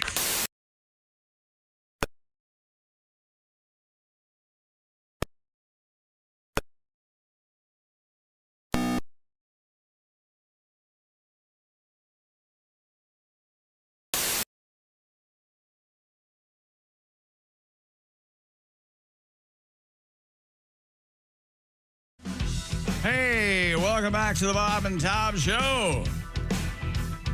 Goodbye to the Bus family. See you later. Yeah, as they buy an island near Fiji or something. I don't know what they're going to do now with just $10 billion to fall back on. Yeah. Holy hell. That's Christy, Pat Godwin, Josh Arnold, Ace Cosby. I'm Chick McGee. Hello, Tom. And the Bus family sold the L.A. Lakers, Yes, right? sir. Big news story. To the guy who owns the Dodgers, I think that's the situation. Yeah, there you go. Serious, So serious cash. He loves his California sports. That's right. Man. And but Jeannie Buss is temporarily going to keep running the team. She's going to be the governor. I think that's all they have to do. Morning, Governor. Once again, with the help of her adult son, who's formerly a busboy. She always wanted him to work. All right. Sure. Speaking of doing things twice, Pat, He's a busboy. We had a news story a month or so ago about a guy that was surfing at this amazing place in Portugal. in which we were talking about this not too long ago. They get these waves that are 100 feet high. And they have to have jet skis pull them out there. Yeah, and it's obviously incredibly dangerous. They look like they look like special effects from a movie. Yes. Yeah, it looks like this guy's standing on top of a giant building, and the building is falling over.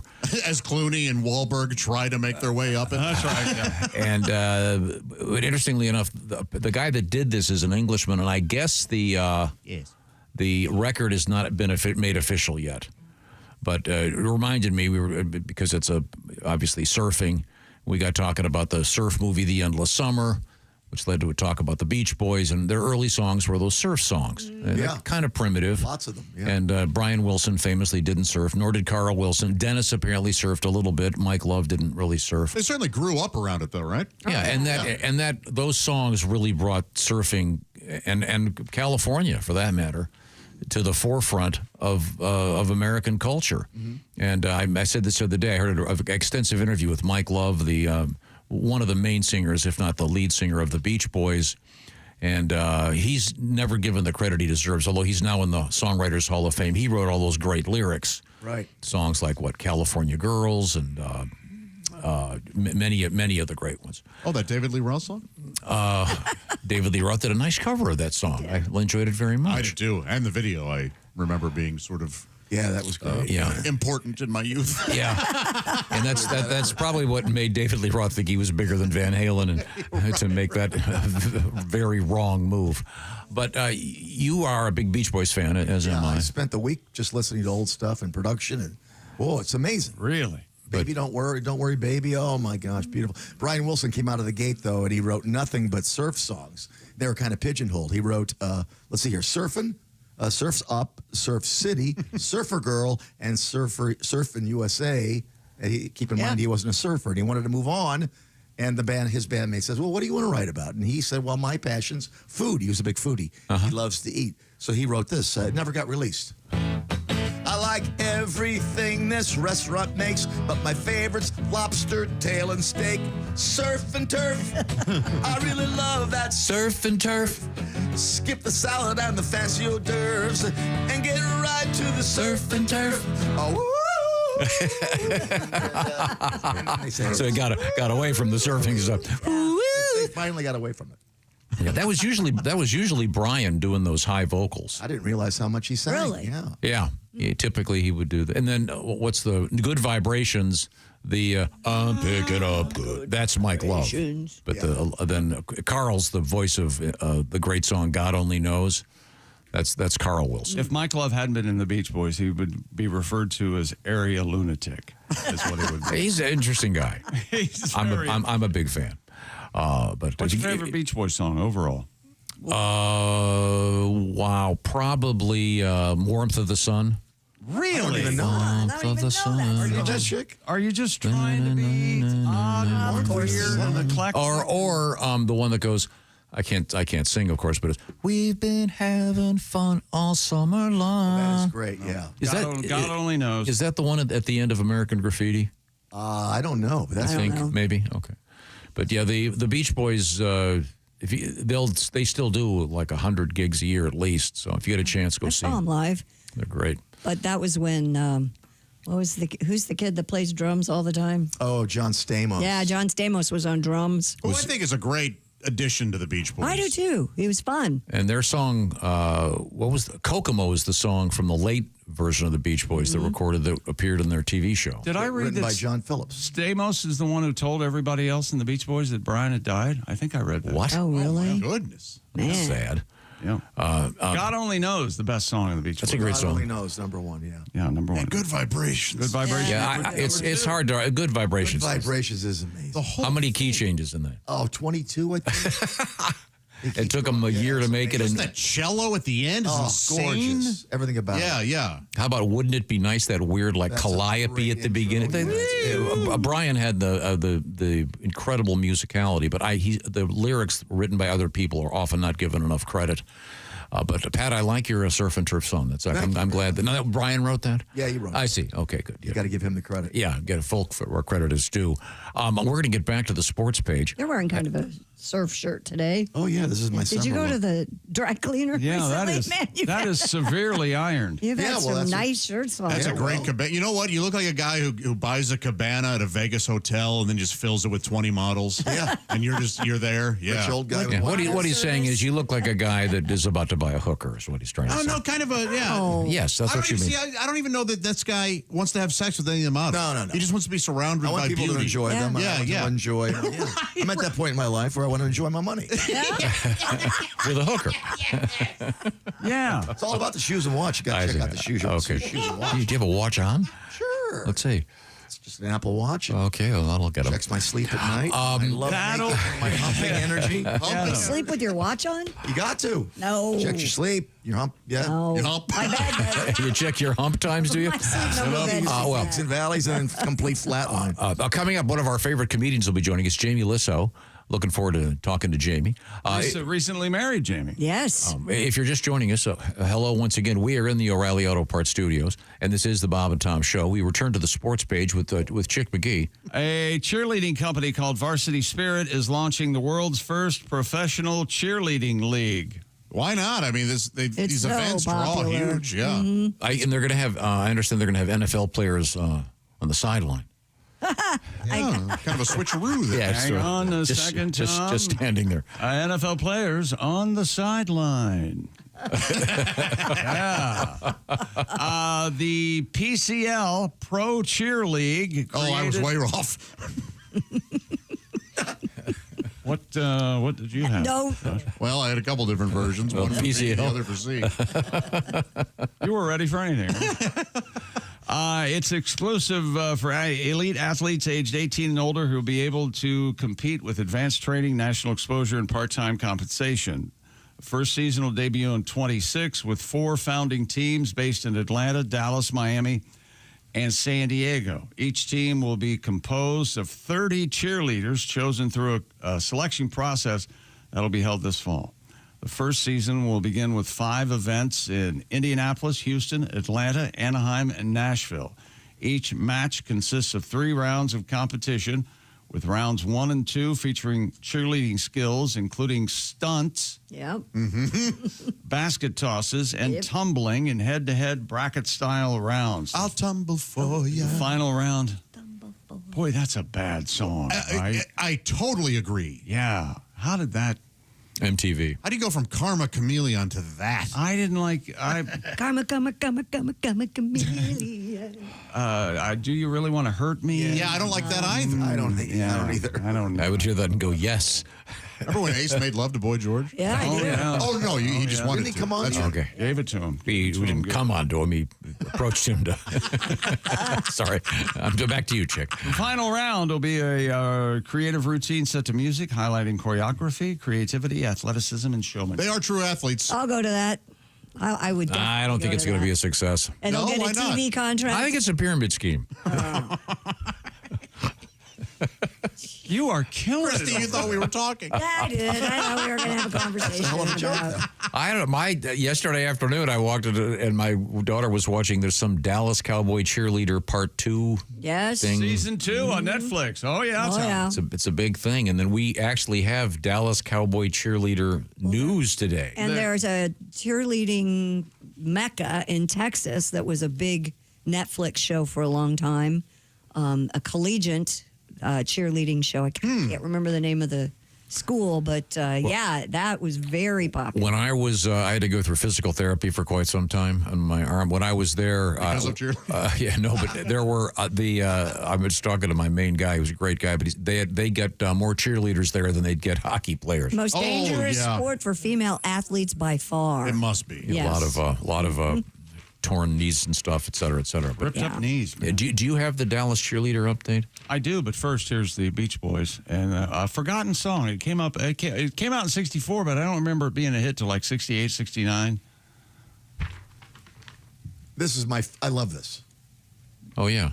Don't worry, me. Carl, lead singer. Mike. Well, believe it or not, that's Mike. No, it's. I mean Brian. This is Brian. Brian's saying the real high stuff. Video. Well, obviously the video. Brian couldn't be bothered, so. Well, he didn't tour with him after like '63. Yeah, so this is a top 10, I'd say, for me. Oh, I love this. Of the Beach Boys songs. Baby. Don't worry, babies. I mean, the fact that this was just all bouncing around his head. Yeah, and he was able to communicate, hey, this is how I want it to sound. This is what I want. No wonder he slept in sand, huh? Yeah, or took... Yeah, it got a little rough there. Fine line between genius and madness. Now, the Cowboys cheerleaders say they're getting an increase in pay during the second season of the Netflix series America's Sweethearts. The Dallas cheerleaders. 4-year veteran cheerleader Megan McElhaney said they're getting a 400% boost in pay. Whoa. Eminem, they call her. The cheerleaders have been pushing for increases for years. She melts in your mouth. 2019. Oh, right. The Cowboys. What, Megan McElhaney melts in your mouth? They call her Eminem? Oh, nice, nice. The lawsuit. What flavor M&M is she? Have you seen her? I don't know if she's chocolate or not. She's tart. Now you're probably wondering, she's part chocolate. 400% in pay. There's only one explanation. They weren't making anything before. You'd be right. How much? The squad is doubling their per game pay from $200 a game to $400 a game. And the latest raise is 4 times that. Based on the numbers, cheerleaders now get $1,600 per game. Well, these broads want everything, don't they? There you go. You give them an inch. Next thing you know, they'll want to. You're making friends again. But see, unlike Dak Prescott, they don't help the team lose every week. Boy, ain't that so they're so. I mean, $400 a game is not. You can't live off that. Well, they're not. This isn't a full time job like that. How many? But I think Dallas Cowboys cheerleaders should be a full time gig. What are they going to do? How many they games? Can also go do a community event. How many home games a year do they have, Chick? 8, 9. That's a lot. Ambassadors. Yeah, they should. That should be a full time thing. But a handful, or at least more money. Just a handful of them. So I think $1,600 a week is good. That's right. Yeah. Do they get the $1,600 a week during the away games? They have 9 games. It's $14,400 a year. You could live off that. Sure. Not. Poverty level's 20. Are they getting paid for this documentary? They should. I would imagine. Think so. There's a head Dallas Cowboy cheerleader. I know nothing about this. She has a nickname like Big Cheerleader? Big Mamie Pants or something. I'm not sure what it is, but it's something. So that's on Netflix for those of you who care about the Cowboys. Kelly Finglass? Yeah, she might be the head lady. Yeah, head of the Dallas. She's been there since 1991. Yeah, she runs with an iron. And the executive producer of the show on Netflix. Iron pouch. Yeah. Okay. Does that complete our sports broadcast? No. Okay, coming up what? Marathon. I want to run a marathon. Think you could run a marathon in an hour? What? Oh, and you're just learning about it now? Well, we'll see what happens. Look forward to that. Also coming up, we have animals in the news, as usual. A lot of animals. And a lot of other exciting things going on, including your fitness level and how it relates to your abilities in the sack, if you will. All right. Or with your sack. Is that the way you refer to it? In the sack? In the sack? You want to go in the sack? Knock one out? I see you doing that. Sack activity. I do not, but thank you for thinking that. He says a roll in the head. We are in the O'Reilly Auto Parts Studios, and this is the Bob and Tom Show.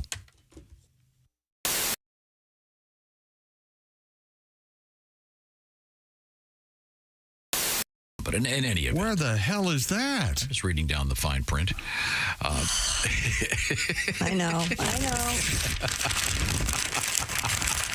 So you set us up, is what you do. So you can seem omnipotent is what just happened. It does say that fans of the most successful teams are more likely to have a lower blood alcohol. Well, no shit. Yeah, that would make sense. How about this? What? No. Swifties drink more than Kansas City fans. They did that. They did that as part of their survey. That can't be right at all. Swifties' average age are 11, aren't they? Yeah, what the heck? Well, Well, I don't know. Oh, all of a sudden this has been handed down by Jesus Christ himself that this result is accurate. You call the others into question. No, I call... God, I hate you. I call all of these statistics into question. Oh, Swifties are pretty drunk. Oh, that sounds about right to me, huh? The reviews are in, and America can't get enough of Chick McGee's Silac commercial. Fanatical fans everywhere are even watching it in reverse. You know, this actually kind of makes sense. Truth is, you won't be finding any retirement checks in your mailbox until you first go back into your house and log on to SilacINS.com. At the Silac website, you'll even find a special link just for Bob and Tom listeners. Hey, hold on now. This part shouldn't be going backwards. There we are. It's SilacINS.com. Don't go backwards in retirement. Look forward to your retirement. Look into an annuity from Silac Insurance. Hi, he's Bob. I'm Bob. And he's Tom. And I'm Tom. To conquer and win, we're gonna be in this Super Bowl game.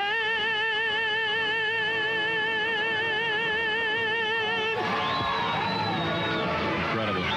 Ladies and gentlemen, Q95 with Luciano Gaspacho in praise of the Indianapolis Colts. In a great praise. Phenomenal. Here's to a big Super Bowl win this next year. We hope that you get to sing the national anthem at the Indy 500 next year, Luciano. Big a star like me, how are they going to refuse? Bob, a lot of celebrities were in town for the Indianapolis 500, which of course took place yesterday, including a guy from the National Association of Broadcasters who has honored us by stopping by our show this morning. Of course, I'm talking about Mr. Ralph Bonarama. Hey, guys. I just want to let you know that I really respect what you're doing here. I think it's a shame that more kids can't watch your show. Oh, it's on radio. Well, never mind, man. You may wonder about the Hoosier Dome, they call it. Now, when the Colts moved here, they were considering changing their names to the Trojans. Then we were going to rename this place the Condome. This guy walks into a psychiatrist. Yeah. He says, I feel like I'm a dog. Really? Yeah. The psychiatrist says, how long have you felt this way? He says, ever since I was a puppy. Go, Bob. All right, it's a Helium Monday, so we should do this properly. Okay. You ready to sing along with it? Mm-hmm. Oh, that feels good. Here we go. Ba-doom, ba-doom, ba-doom, ba-doom, ba-doom. It's Helium Monday. That's right. The high point of your week's arrived. Oh, yeah. It's Helium Monday with Bob and Tom. That's us, Bob and Tom. And by golly, is it by God, you can listen to In Minot. You can. To KIZZ-FM. Kiz. Lucky that doesn't start with a J. Stop it! That'd be one hell of a radio station. Stop it. We'll be coming right back. It's new Wax Off. Remove old wax and give your car a high gloss shine with Wax Off. Just jerk off the top and spray a smidgen on your vehicle and apply with vigorous up and down motions. Dr. Ruth, he kept undressing me with his eyes. Dr. Ruth, can I get pregnant when a man undresses me with his eyes? Only if he's cockeyed.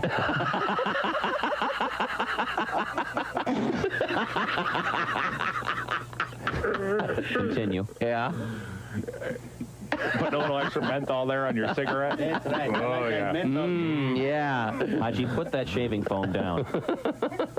Haji, would you like to give your street address? Maybe that'll help some people contact you after seeing this tape. Dick. But the type of people that'll be contacting you are medical experimenters, okay? Dick. I wonder if they replace his heart with a gallstone, if his body will still work. This portion of our show is brought to you by Walenda Brothers Coffee. Good to the last drop.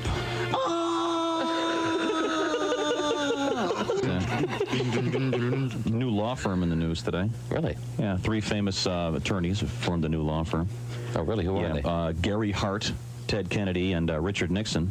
What's it called? It's called Dickum, Dunkum, and Cheatham. I wish you wouldn't make fun of Gary Hart anymore. Why? The guy, I mean, he was 6 inches away of becoming president. You know what I mean?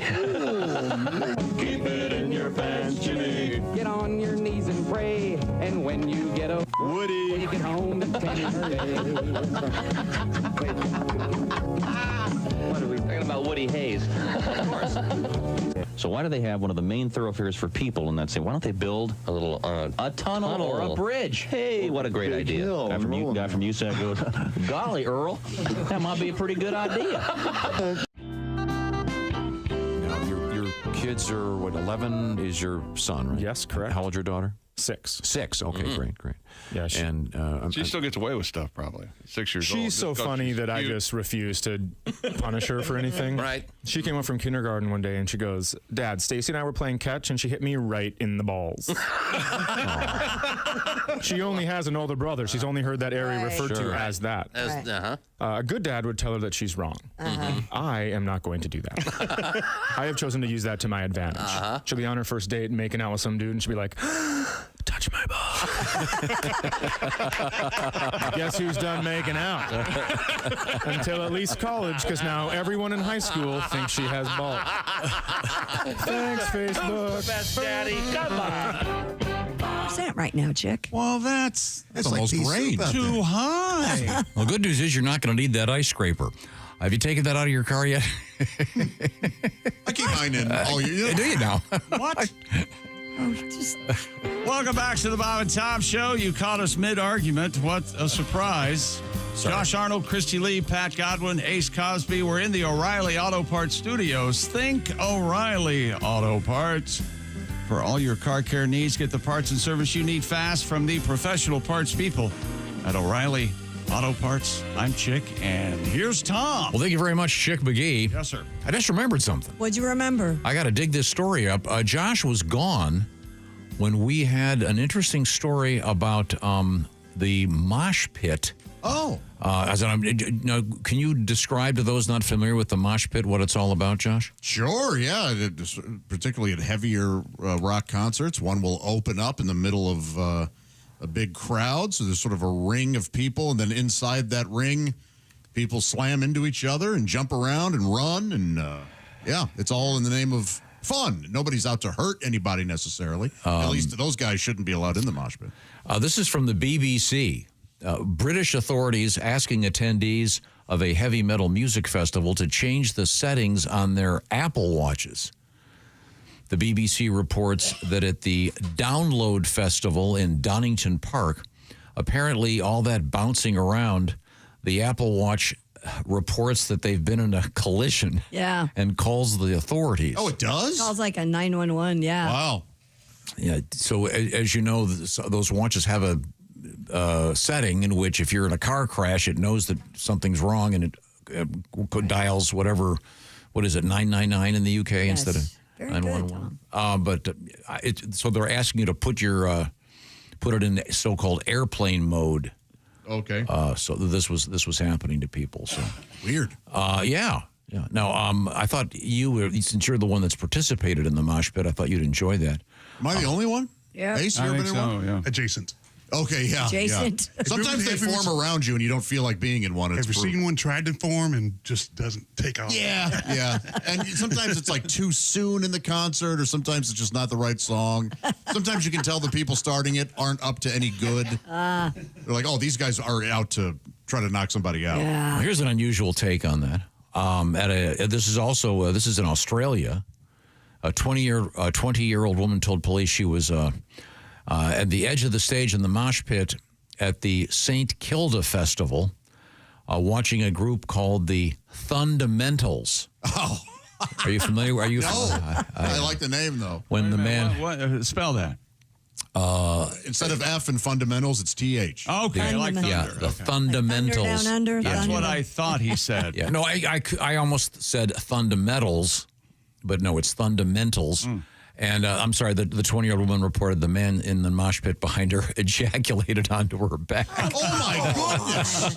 Well, Story was taken. you know what? Say what you want, but that's a great mosh pit. Okay, I'm sorry. That band must just be great. Yeah. Really slammed into him. Wouldn't you spend the rest of your life trying to get back to that mosh pit? Oh, that's got to be one of those guys that, like, what do they call them? Where they go into a crowded subway and just rub up? Frontage or something? Frottage? Yes. Frottage, I think. Yeah. The police report the victim was, quote, mortified. Yeah. No kidding. That poor girl. God. I think a girl in a mosh pit's already tough enough. Yeah, why would But there you? are so many in there. And Really? Yeah. I'm surprised at that. What is the name from? Mosh? I don't know. Yeah, I'm what not is sure. that? Like mashed? Yeah, maybe. Is there such a thing as moshed potatoes? Well, only in Connecticut, I think. Are we having mosh? Or in Australia, these taste kind of salty. Well, they guy behind her. Never mind. Let's just move forward here. We have more news from the world of sports. Is that correct? I've noticed a bleach presence, but I've never noticed salty. Hey, I don't know why we're doing this story. Okay. A man who believed he could run a marathon without training was given a chance by his wife to prove it. Okay. So what this is a man and a wife, husband and wife arguing. But there's a reason I chose this story. The unusual story started in April when Logan Goodspeed... Already the irony is dripping. Bragged to his wife, Maisie Todd... Where do these people that live? he could probably run a marathon with no training. She decided to call his bluff and secretly signed him up for the Rock and Roll San Diego Marathon and then recorded a video of him finding out the day before. The entire journey from learning the news to crossing the finish line was documented in a series of TikTok clips. Okay. Yeah. In the end, Mr. Goodspeed completed the marathon at 5 hours, 58 minutes. Well, good for him. 5,081st out of 5,935. With no training whatsoever. Yeah, the man did it. But I bet he had shin splints the next day. Oh, I bet he was miserable. Probably couldn't even stand up. But he could have died. What? Died? Wouldn't have died. How? According to the Cleveland Clinic, he was risking something called rhabdomyolysis, an injury that occurs when muscles break down and release the protein myoglobin, or is it myoglobin, Christy? It's globin. Myoglobin in the blood. Yeah, rhabdo is raw. I mean, it can be like a lot of people who overdo their workouts can get that, but they say it could have been extremely dangerous. Well, I bet he was semi-fit. He probably He was bragging. out. What I like about this is the effort that a man will go to prove that his wife is wrong. That's what this is really all about. She goes, I bet he said, I could do a marathon without any training. Oh, really? So she's essentially having him risk his life. Wait a minute. What's the wife's voice again? Oh, really? I like that very much. All right. But at the same time, this guy's also screwed himself. What do you mean? Oh, he can never, honey, take out the garbage. Oh, I'm too tired. Oh, really? You ran a marathon with no training. How about doing the dishes tonight? I bet you take the trash out for that whore. Mm-hmm. You'd fold the laundry if it was her panties, wouldn't you? That's right. You can't fold the towels, but you could fold those. Boy, if he knew that she was going to call his bluff, he should have said something. You know, I bet I could sleep with your sister in less than 30 minutes. Oh, really? What's the joke about the guy who tells his wife during intercourse that he slept? He calls it rodeo or something. Oh, yeah, rodeo sex. You got to see if you can stay on for 7 seconds. Yeah, after you tell him I slept with your sister. Yeah, that's a good one. You guys go ahead and put it together at home. It'll be, yeah. Okay. Coming up, we're going to talk with comedian Jamie Lissow. Looking forward to that. Yeah, he's great. And he just got married, is that right? Yeah. No kidding. Back in the saddle. Right back in the saddle. And His kids live in Alaska. Something else. Yeah. We'll talk to him about that. Right now, we're going to switch gears. Thank you very much. I enjoyed your sportscast very much, Chick. Well, you're welcome, Tom. I appreciate that feedback. We should sit down and talk about maybe some other things we can do on the show. You're not listening anymore, are you? I'm sorry. I was doing something else. No. What are you doing? I thought you were going to be open and honest there for a second, and you were being kind, so I thought I'd jump on. No, I was saying how much I enjoyed your sportscast, but now it is over. Okay. Unless you have something to, do you have something to Throw add? out compliments, we get nervous. Yeah, we get very nervous. I don't know if you're telling us. Yeah. Next thing you know, your fob doesn't work. I can't get in the door. I don't know. I don't understand what's going on here. I get there has to be something new in the world of anxiety To this day, I come in here and I'm wondering if my fob is going to open that door. Wait a minute. You don't have a fob. You wonder about that? Yeah, you guys must too. I mean, because the odds are, let's face it. We have a new system, yeah. Newish. But you know what I mean? Just to think. Sure. Yeah, there is because I don't know. I find mine to be faulty, so I hate whatever system we have, honestly. Yeah, what happened to the other one? It was fine. I have no key. Somebody, you know how it is around here. If it ain't broke, fix it. Yeah, that's true. Welcome to corporate America. I don't know how this happened. You caused it. No, that can't be it. This was working great. Let's do something else. Right. Yeah. Down the hatches. We're going in an entirely new direction. Coming up, we have celebrities. As you know, they know everything. They sure do. Yeah, if you want any tips on, I don't know, healthcare, serious medical issues, talk to an actor. That's what I say. Oh, yeah. But we have a list of the latest celebrity baby names. And there's some just great ones here. There's a certain celebrity that has named his son after, well, a character from Superman. Lex Luthor? Worse. We'll find out about that and more when we come back to the O'Reilly Auto Parts Studios, where this is the Bob and Tom Show.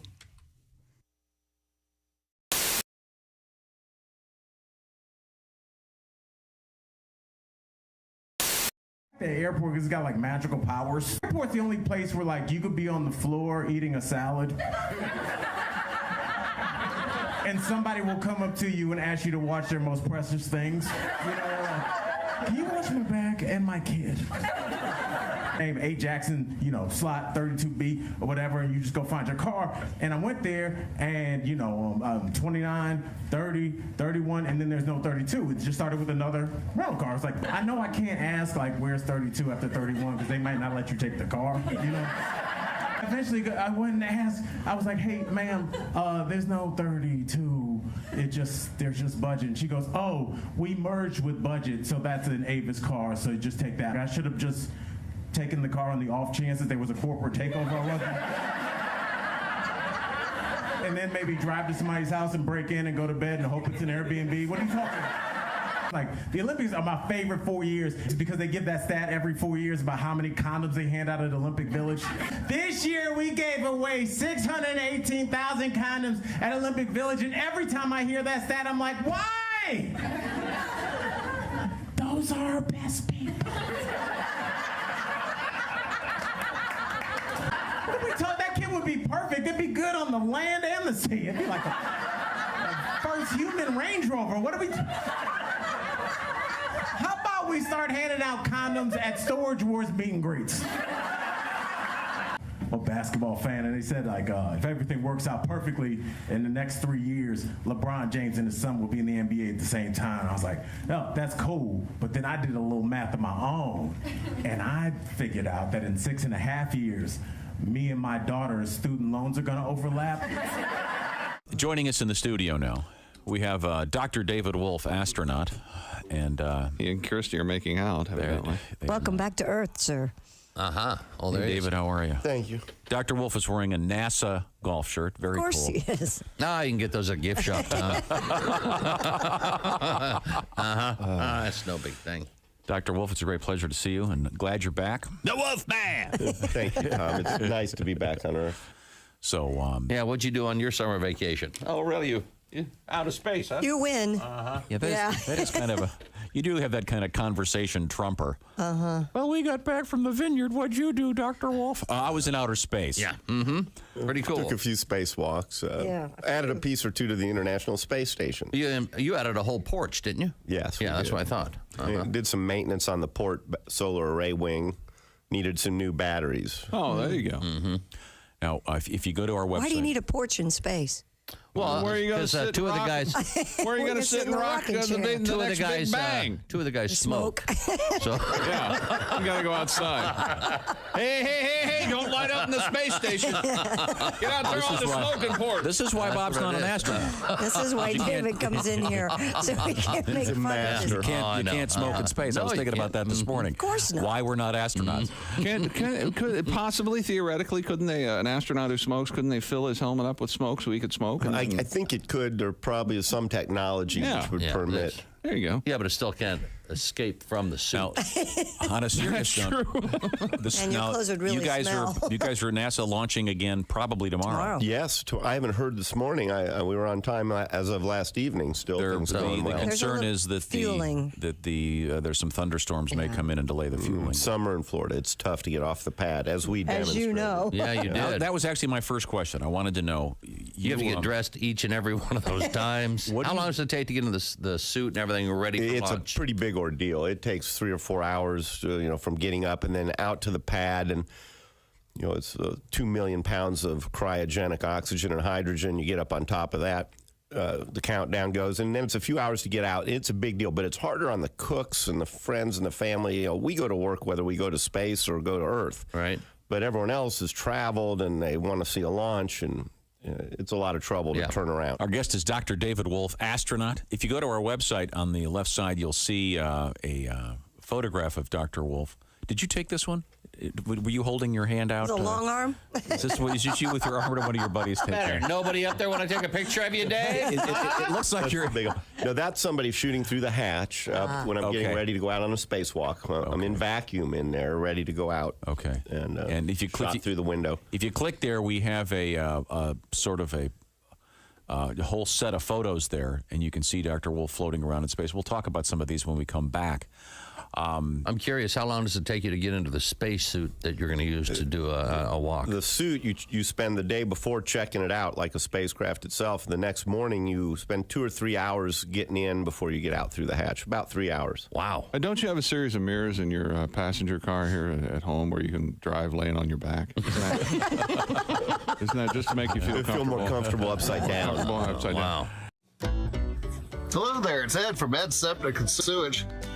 I'm here at this poor SOB's house. He got quoted $20,000 for a new system. I'm doing that same system for him, $500.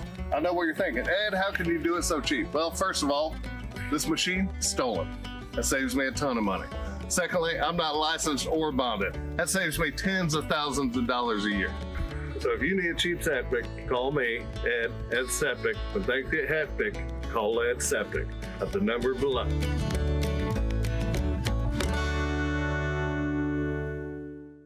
From Ed Septic.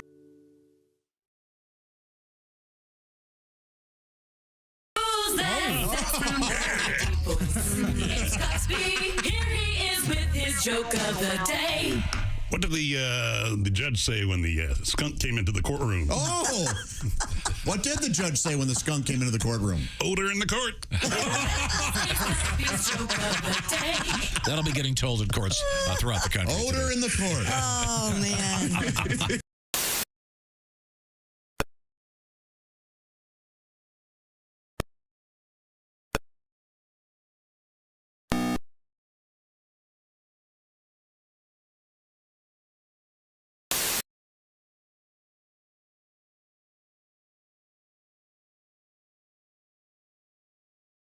Lottery tickets we're going to be doling out on this show sometime this morning. Hey, welcome back to the Bob and Tom Show. Chrissy Lee at the Silac Insurance News Desk. Hello. There's Pat Godwin. Hey. There's Josh Arnold. Hello. Ace Cosby. Hey. We are in the O'Reilly Auto Parts studio. I'm Chick and hello, Tom. I'm not sure what this says about me. All right, sure. I was looking up the tour schedule for our guest coming up a little bit later on, Jamie Lissow. Yeah. Great comedian. And he's going to be, we're going to talk to him in a little more than an hour. But I went to Google, and there's a thing on the right of the screen now. It says recently viewed. Right? So just Sebastian Cabot, the actor from what, Family Affair? Yeah, that's you. You looked at Checkmate. You looked at Checkmate. You looked up Sebastian Cabot. George Clooney. Yeah. Walt Disney, Mo Howard, and Curly Howard, and Larry Fine. not a particularly intellectual pursuits. But there you go. You ever look at that, like with that, if you're on Amazon and you look at what you've been looking at shopping wise? Yeah. That could be kind of shopping. It's kind of shocking. Yeah. We have Christy Lee right over there. I can see her. She's at the Silac Insurance News Desk.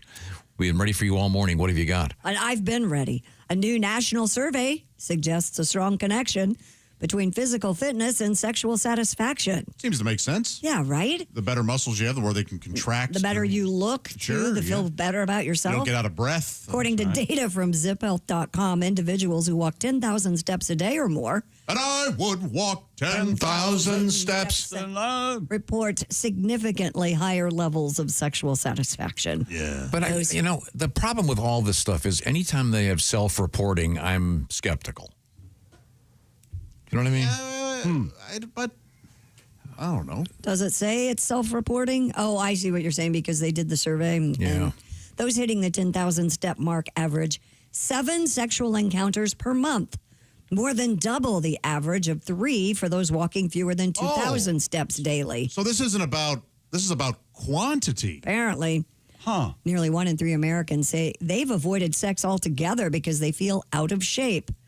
About 70% of participants said exercise improved their sexual confidence. Well, of course. Okay, I thought it was quality of sex. The fitness activities most closely linked to higher sexual satisfaction include swimming, high-intensity interval training, recreational sports, yoga, and dance-based workouts like Zumba and pole fitness. Well, pole fitness, of course. Sexy inherently. Yeah, if you can dance a pole. Is that still a thing?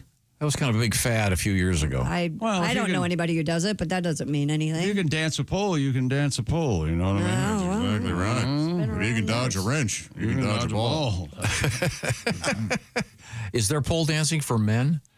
Oh, I don't know. I don't know. You'd think it would be a lot of core and arms and. It is. It's amazing. and a lot of other men. Performance I've seen are in the movies, and they tend to just flop their like Magic Mike? up and down and stuff like that. And yeah. Look like we got a lot of lawbreakers in here tonight. Thank you, Matt. All right. I saw the first 2 of those in the theater. Are They're you? fun. Because that's where the women were. Because they get all horny. Now, when you worked in a movie theater for quite some time. Yes, I was in the cinema business. Did you ever? Did you have to wear a uniform first of all? Yes, yeah. When I was an usher or concession or box office, I had to wear a bow tie. Yes, and a vest. It was a purple vest, a blue bow tie. And so then the question I was going to ask, I'm not going to ask anymore. What? Did you ever pick up any women? Yeah. And a bow tie. Now, wearing the purple vest and a bow tie? Most of them were, most of the chicks I hooked up with while I was working. We're coworkers. While I was, yes, thank you, Christy. Yeah, I know While where I was you're- working, I'm there were following. coworkers. But I'm following you. I was able to flirt with and follow up with phone numbers. Really? A couple times. But I was mostly focused on my work, of course. Yes, of course. You had a big responsibility. Yes. You were running several studios at one time. Did your purple vest smell like popcorn butter? Absolutely. Yes, for Did sure. you take them home or did you have to leave them there? The vest we left. No, the women. Mess with the women. Is there a big clearinghouse somewhere where they sell popcorn for movie theaters and they can just put me on their delivery list as far as I know a guy. Trash big bag distributors? trash bag full of popcorn. Yeah, your delivered to best the house. bet, as Tom, he says he knows the guy, would be to talk to somebody who works at a movie theater. Yeah. And the fresh pop that they, we would give that away at the end of the night. Oh, okay. Really? So, yeah. So it doesn't sit. I thought they kept it overnight and served it to you the first morning because sometimes if you go to a matinee, it's like... Some theaters do that. And we were kind of encouraged to do that. But there was one guy who would show up. We called him Birdman. He was this ancient... I mean, he must have been 102. And he would walk in, and we would give him a big bag of that because he would go feed birds the next day. Oh. So, yeah. Don't you like a nice handful of popcorn, Tom? Oh, all the time. Right? Yeah, but I like it when it's warm, like the fresh popped. Yeah. Lots of We used butter. to. There used to be a place that did it. We'd go there. That was the only theater I'd go to. I would actually go there, buy the popcorn, and go to a different theater. I can't believe they allowed that. You told me about that, and I did the same thing. The other theater allowed you to take the popcorn. No, I'd sneak it in, but okay. The one over here that did that, I knew the manager, so he'd let me walk in and buy my popcorn. And that's for sure. Yeah, I wouldn't go to another theater. I just take the popcorn home. No, there's nothing more a movie theater loves than a person who just does that. Yeah.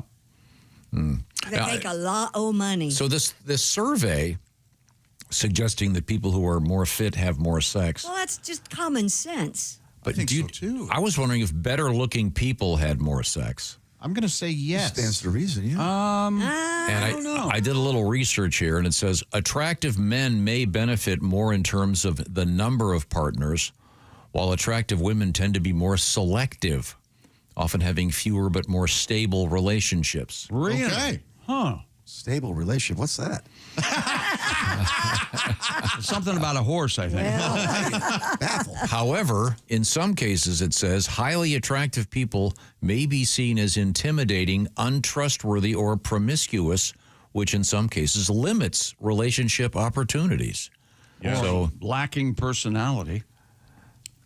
Oh, you think there's a correlation between having no personality and being an attractive person? Yes. The more attractive you are, the less of personality you have.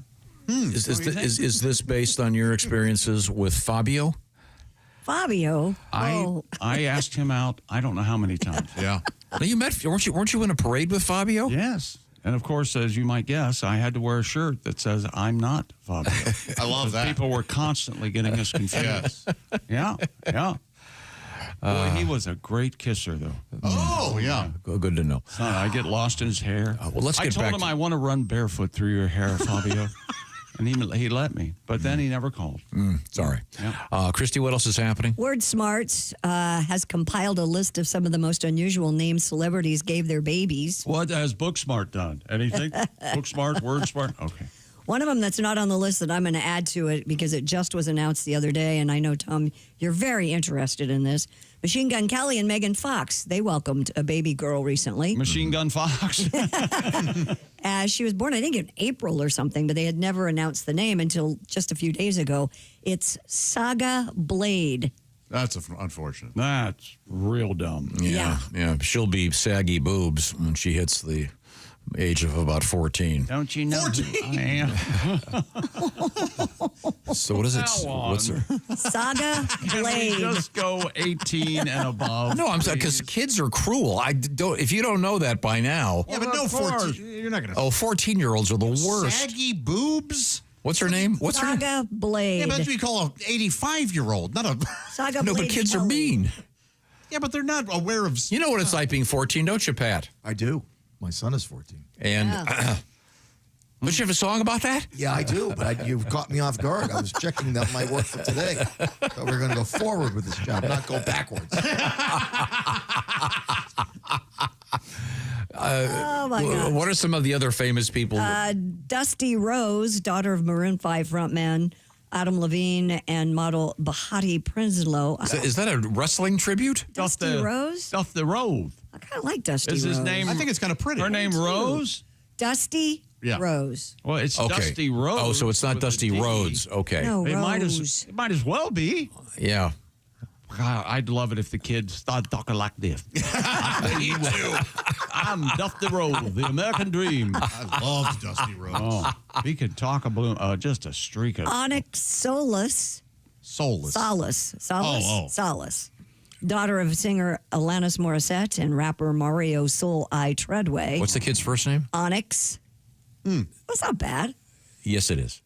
We would have to. Is that a male or a female kid? Did you call him Nikki or something? Daughter of, so it's a female kid. Okay. Assigned female at birth, please. Okay. Yeah. God knows. We all know about Apple, of course, Gwyneth Paltrow and Chris Martin's daughter. Lincoln and Delta are the daughters of Dax Shepard and Kristen Bell. Lincoln's cool. They're named after a classic car because Mr. Lincoln Shepard is quite the car fanatic. Sure. Yeah. But you could, I'm sure Link, that's a cool name. Could have been Studebaker. Yeah, Lincoln's a good name. And I think Delta's nice also. Bell was pregnant with her second daughter, and a friend jokingly suggested the name Delta Force, and it stuck. That's funny.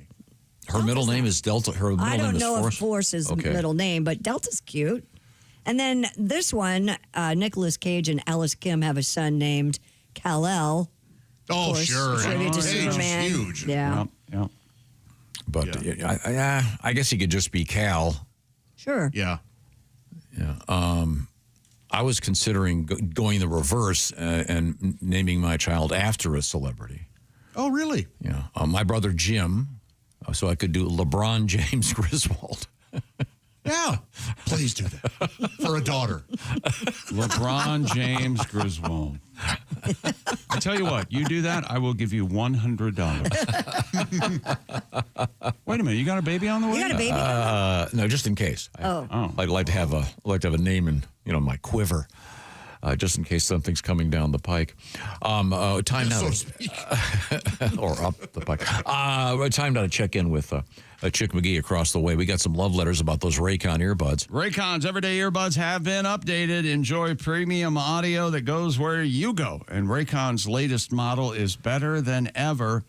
32-hour battery life, multi-point connectivity, Raycon's quick charge function, 10 minutes of charging, 90 minutes of battery. Raycons also have active noise cancellation. And yes, they still start at just about half the price of other premium audio brands. And Raycon's available in all the colors: forest green, deep red, cool mint, royal blue, blush, violet. And Raycon has a 30-day happiness guarantee return policy. Go to buyraycon.com/Tom and get 15% off Raycon's best-selling everyday earbuds. Raycon, 15% off their best-selling everyday earbuds. Only at buyraycon.com/Tom. One more time, that's buyraycon.com/Tom. Got this letter. Dear Bob and Tom Show, hello, everyone. This is from Chris, K-R-I-S. Got my mom as a birthday present some Raycon earbuds. Here's the text message she sent me. It says, I love these earbuds, exclamation point. Thank you, red heart. So if Chris's mom likes them, you're going to love them with the happiness guarantee. We love those Raycon earbuds. Coming up, other baby names of interest. Today in history, also something in the world of invading insects and a bear in the news with wearing a little bit of jewelry, if you will. We're in the O'Reilly Auto Parts Studios. This is the Bob and Tom Show.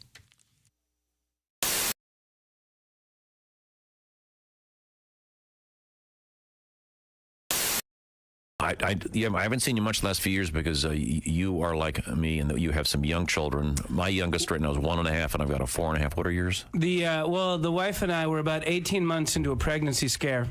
And it's boy or girl scare? This is a girl scare. It's getting downright horrifying. I got to be honest with you. So she's not even one yet? She's going to be one next week, and I got a boy that's going to be a 3-year-old. Perfect. Greatest age of all time. It's like having a talking dog. Yeah, but if the dog didn't do anything you said. Just get off the chair. Can't you see I'm bigger than you? Can't you see that? Brilliant. Look, here's the deal. This is 2 kids now, and anybody out there listening, if you don't have kids, way to go. Keep doing that. We're all very proud of you for not having kids. But do this for the rest of us with kids. Would you quit judging people's parenting? That would be. Now I realize I'm hypocritical in this. I realize that I came in for years and I talked about people's terrible parenting. I remember the jokes. I know the things that I said. I know that I talked about the child leash, and I can't believe they have a child leash. And, when I go home, what is there, a stake in the middle of the yard with a chain attached to it during the day the kid could run and dig? Now you want one. I want my kid trussed up like Hannibal Lecter. I want something over his face that he has to bite through to get out. And he would bite through it. But I understand I'm hypocritical. I understand that when my kid throws a temper tantrum at the store, it's because he missed a nap. When your kid does it, it's because you're a terrible parent. It's because you don't feed him the right foods, you're neglectful, probably just a bad person in general. Correct. I understand all that. Right. But I'll take it from those that have kids. But if you don't, every time there's a news story about terrible parenting. My single idiot friends, they got... Here at the Bob and Tom Radio Laboratories, we've discovered that if you listen to the Bob and Tom Radio Show in the morning, you're going to be all right. However, if you don't listen, there could be some serious side effects, including general discomfort, memory loss, head spins, confusion, memory loss, itching. Bob and Tom mornings on 104.7 WTUE. Confusion, itching, bloating. I want to ask about this. These are your adopted parents. Parents. You are, That's okay. right. Okay. Yeah, I'm adopted. I was actually left in a basket on the stoop of a fire station. And had I been a Dalmatian, they would have kept me. But damn your luck. Huh? Yeah, damn my luck. No. But you were that's nice though. You were adopted, and you have a good relationship with your adopted. I love being adopted. But people say things to me. I'm with my dad. A guy comes up to me. He goes, "You have your father's eyes." I'm like, "No, I don't even have his address." Wow. I think he lives near a fire station. Somewhere. I feel blessed to be adopted, but I'm curious about my culture, my heritage. I kind of think I'm a light-skinned black man. Really? Based Very on light. what? Because I'm big, you know. I got you. Okay. Banana. People, exactly. That's why it's a fun word. People ask, are you English, you German, you French? I don't know. I'm adopted. All I know about my culture is they give away their children. I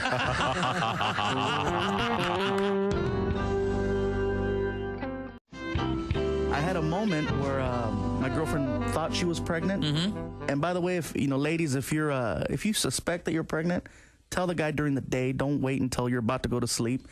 No, because that's what she did. She's like, I have a cramp. I might be pregnant. Good night. I'm like, no. Good night. I don't think so. I go, well, let's find out. Well, what are you gonna do? So I, hauled butt to Walmart. Yep. And got a test. Got myself a little test. Doctor in a box. Yeah, I know. 2 o'clock in the morning, and of all the times to get recognized. I walk into Walmart in the night shift. Hey, Fluffy! I'm like, oh, great. What do you need? A miracle. All right, here's some tickets to a Grateful Dead concert. Right. So I found the aisle where they sell the pregnancy test, and I realized something. Walmart has figured out the evolution of how life works, and they put it in aisle 4. As soon as you turn the corner, you see condoms. Then you see lubricant. The next to the lubricant, you see pregnancy tests. The next to that, you see Pampers. Next to that, formula. And at the end of the aisle, they sell beer. It's a full circle.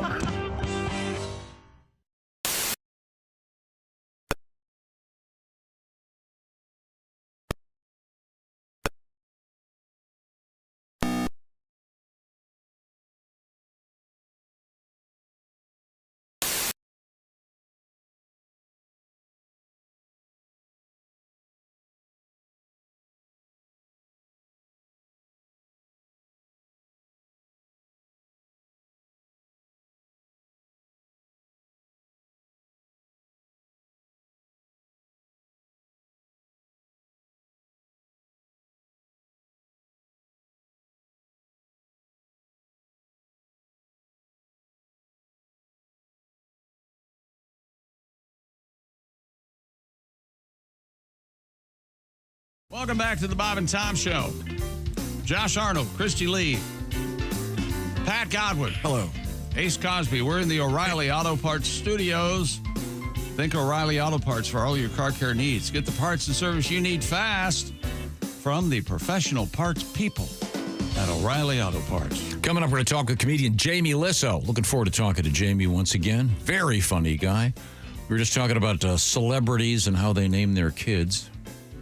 Elon Musk famously named one of his sons X. Something. HA-12. The A combined with the E. What's that called? I don't know. don't know. There's a name for that. A&E? They modified it, yeah. Yeah. I'm not sure what they call the kid. AU. XAE A12. I bet they call him like EJ for Elon Jr. or something. Yeah, He's got about 18 kids with 18 different women, doesn't he? Or something? but I don't know what. Is that right? Calls the kid. But Pat, you have a tribute to? Hello, I'm Patty Cash. Dad left for Mars when I was 3, and he didn't leave much on me. Just these rusty Tesla parts up on the shelf. He bought Twitter, then named it X, but Dad, What the heck? Why'd you name me X Ash A-12? Well, it's the year 2525, and thanks to science, I'm still alive. Found a note in that old Tesla addressed to me. It said, Dear X Ash A-12, this is your dad, Elon, and I'd like to delve into why we gave you that ridiculous name. You see, I'm an eccentric billionaire, and your mom was a singer. Used to be Claire, she did performance art, called herself C. We smoked a lot of pot, and I forget, but I think we just picked from the alphabet, so don't blame all this naming nonsense entirely on me. Well, Dad, looking back, I think it's sort of mean, but being a Musk and rich is kind of keen. And hell, I changed my name years ago to Sue. Changed my gender too. I'm your daughter. How do you do? Thank you very much. A little tribute to little XAE-A-12. Yeah. An AE together is called an ash. It is called an ash. Yeah. What is that used for? It comes from Latin. It's old. But is it functionally I don't know. Valid in English? It's just represent that diphthong of AE, that eh. So I don't know. Dip. I love those diphthongs. Just an old-fashioned diphthong. Have it on my radio. Well, time now to check in with history. How about that? All right. Learn a little something about what's going on in the world today. All right. Today in history. June 19. Go, Tom, go. 1846. Whoa, that's way back. The first official baseball game, the New York Nines played the New York Knickerbockers. A true fact for you, the New York Nines won the game 23-1. Classic Subway series. Yes, sir. This is, Josh, maybe you'll know this one. In 1905, the first Nickelodeon opened in Pittsburgh. It's named for the, part of it is the Greek word for theater, of course, Odeon. Nickelodeon, do you know what that means together? It cost 5 cents to get in and see something. Very, very good. That is correct. I took some. Put another nickel in the Nickelodeon. Couldn't really do that today. No. $20 Odeon doesn't really. What can you get for a nickel today? Nothing. Right? And doesn't it cost like 9 cents to make a nickel? Something like that, yeah. On this date in 1954, the Tasmanian Devil debuted. Warner Brothers. That's a good one. This is a great title. Devil May Hare, H-A-R-E. That's right. Did he speak in that one? I think he might have talked like this. Yeah. Right. Rabbit. Rabbit. That's a great name, Devil May Hare. That'd be a great name for a cross-dressing performer. A drag queen? Yeah, drag queen. Devil May Hare. What? I'm Devil May. I thought you were. I thought you were going for the sex move. Doesn't it sound like a sex move? Devil May. I gave her the old Devil May Hare. Oh, that would work. But almost anything. Let's see. Paul McCartney in 1967 in this state admitted taking LSD. Ergo, I Am the Walrus. Sure. Yeah. The walrus was Paul, right? In the song, the walrus was Paul. Gibberish back then. Okay. In 1978, the comic Garfield debuted. Love it. And I believe that was on a Monday, oddly enough. Yeah, isn't that interesting? But wait a minute. He hates my. Yeah. Oh, I get it. You knucklehead. I didn't know I was older than Garfield. I was born in May 16th, 1978. Yeah, you're a couple months older. At least older than the syndication. Happy birthday, Mo Howard. And who knows his real name? His birth name. Anybody want to guess? I don't remember. Does anybody care? Are you kidding? Moskal Hershowitz? No, it's Moses Horowitz. Hershkowitz? Yeah, you were close. And the brothers, you had your Curly. And you had your Shemp, of course. And I remain a big Shemp fan. Yeah, he is. I'm a fan of certainly both. Funny. And Lou Gehrig, born on this date in 1903. How did he die again? What are the odds? He'd get Lou Gehrig's disease. That's weird, right? Yeah, sad. 1954, the birth of the great actress Kathleen Turner. Body Heat. The great movie Body Heat. Man with Two Brains, War of the Roses. Roger, wasn't she the voice in Roger Rabbit? Yeah, she was Jessica Rabbit.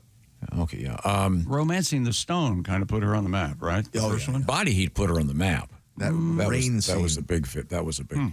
Paula Abdul.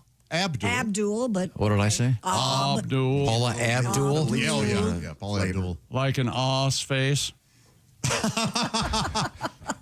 So if she married Kareem, would she be Kareem Abdul? No. She wouldn't be Kareem at all. She'd be Paula Abdul-Jabbar. She wouldn't be Paula Abdul. No, wait a minute. She could be Paula Abdul-Jabbar. Yeah. Okay. Oh, there you go. Very good. Let's see. Zoe Saldana. Yeah, great. Born in 1978. This is a fun fact. She's been in 3 of the top 5 movies of all time. Yeah. Avatar. Guardians of the Galaxy. Avengers Infinity War. Avengers Endgame. Wow. I love those Avengers movies. Grossing more than $2 billion. Okay, how about this one? Happy birthday, 1983. Benjamin Hammond Haggerty. Anybody? Gentle Ben? No, Macklemore. Oh, I've never cared for Macklemore. Really? You prefer less Macklemore? Yeah, Macklemore. Macklemore less, please. His big song was Thrift Shop, right? Yeah, Thrift. Is he at a follow-up? Goodwill. Yeah. Goodwill. Salvation Army. Something that Woolworth or something. I see. That'll do it for today in history. Hope you feel enlightened. Thank you for joining us. We are in the O'Reilly Auto Parts studios, and this is the Bob and Tom program, returning to the Silac Insurance News Desk with Christy Lee. New research finds writing thank you notes may boost your health. Writing focused on gratitude led to greater happiness, life satisfaction, and emotional resilience. The study author, Lauren Holt, noted that the most significant benefits came from gratitude and the best possible self-writing tasks. The findings appear in a journal called PLOS One. I agree with that. Totally makes sense. Mm-hmm. Do you like getting thank you notes, John? I do, and I like sending them. Yeah, I agree. Yeah, this is why social media can be so much of a bummer for a lot of folks, is because people tend to post negative things, but if you just post on the positive stuff, yeah, and if you post positively, you're going to feel better. Right.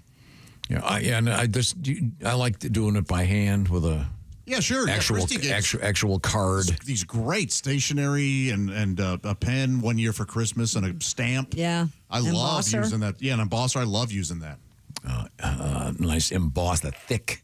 It's awesome. And the nice, note cards. nice card stock. I'm sure Tom has no idea where his is. No, I know exactly where mine is. You respect a nice card stock. Yeah. Amy has them in her desk. Fair enough. I have some in my desk. Yeah, they're very handy. Scientists have begun analyzing tiny orange glass beads collected from the moon during the Apollo missions. Just leftover tang. Thanks to technology that finally makes such study possible. What, they're doing it just now? The beads, each smaller than a grain of sand, were first discovered in the 70s. Now using cutting-edge microscopy. I can't say that. Microscopy. Scientists can peer inside the beads, unlocking clues about the moon's early geological history and its once active volcanic landscape. Huh, it's amazing. Maybe it's cheddar cheese. Oh, the moon is cheese. Now they found beads in Uranus, but you don't want to touch those. And you get the stinky fingers. They're called dingle beads. Dingleberry beads. That's interesting. I wonder what's in them. They didn't have the technology back then, but they got them to look at. Yeah, I don't know. We'll find out, hopefully. Could be tang, which reminds me. Yes? Josh, you were saying the other day that it's not tang, but Metamucil has a new flavor. I got to order it. I meant to do that. Yeah, lemonade. I want to try it. It's perfect for summer. It's been orange all these years, right? Absolutely. Okay. And the orange flavor's good, but I got to try the lemonade. So do you do the powder and stir it up? Is that how you... Yeah, I have a little mixer cup. You hit a button and it mixes it all. Oh, you got me one of those. I love that. Originally, it wasn't called Metamucil because it's kind of like something other, another product. They were calling it Stool Aid. I wish it was called Stool Aid. It should be. They should have stuck with that. Isn't it time you got Stool Aid? Researchers have successfully developed a 3D printed plant-based version of calamari. Thank God. For stool aid, a guy busts through the wall into a bathroom. Yeah. The dude's sitting on a tooth. Oh, God! It scares him so much he craps. See, it worked.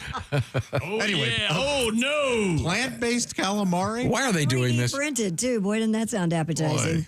The new rings are made from a paste of microalgae and mung bean protein. Yummy. In the latest breakthrough, researchers improved both the recipe and the 3D printing process to produce plant-based rings that more closely mimic the chew and texture of real calamari, especially when battered and deep fried. Although algae is great for you.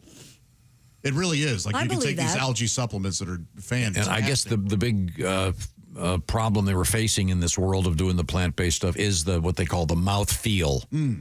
They can get the taste right now, but getting the mouth feels tricky. And apparently they've done it with calamari.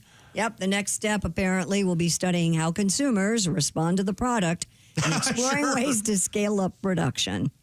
Yeah. Would you buy plant-based calamari? I'm not a fan of calamari from the calamari. I like the calamari, but I don't like the tentacles. It kind of freaks me And there's a whole urban legend about it being pig anus. About it being pig anus. That's so funny. Because it easily could be. Absolutely. What do we know? But this guy says it more closely mimics the chew and texture of real calamari, especially when battered and deep fried. Well, that battering and deep frying anything. Well, that's how you eat calamari. Normally. I know, but still, you can batter and deep fry a cat turd, and it's going to be pretty tasty. Really? Let's try it and see if you like it. Well, I'll bring some in. Gosh. Hang on. Let me get some ranch, and I'll get back. What if it was delicious? And we're like, now we have to eat these. Now, Pat, do you have a tribute to this? I have a calamari song. It's your all-encompassing possible calamari experience. Oh. Do you want us to sing along? Is this a calamari in response? Very nice. The appetizer does offend. It's brown and wrinkled, doesn't bend. And frying only made it taste worse. It's rough and tough to chew, curly like a corkscrew. Throw it out, the whole batch is cursed. The waiter takes it off the check, says he's really sorry. He said he should have warned us about the calamari. Sorry about the calamari. Calamari, oh so tasty if prepared properly.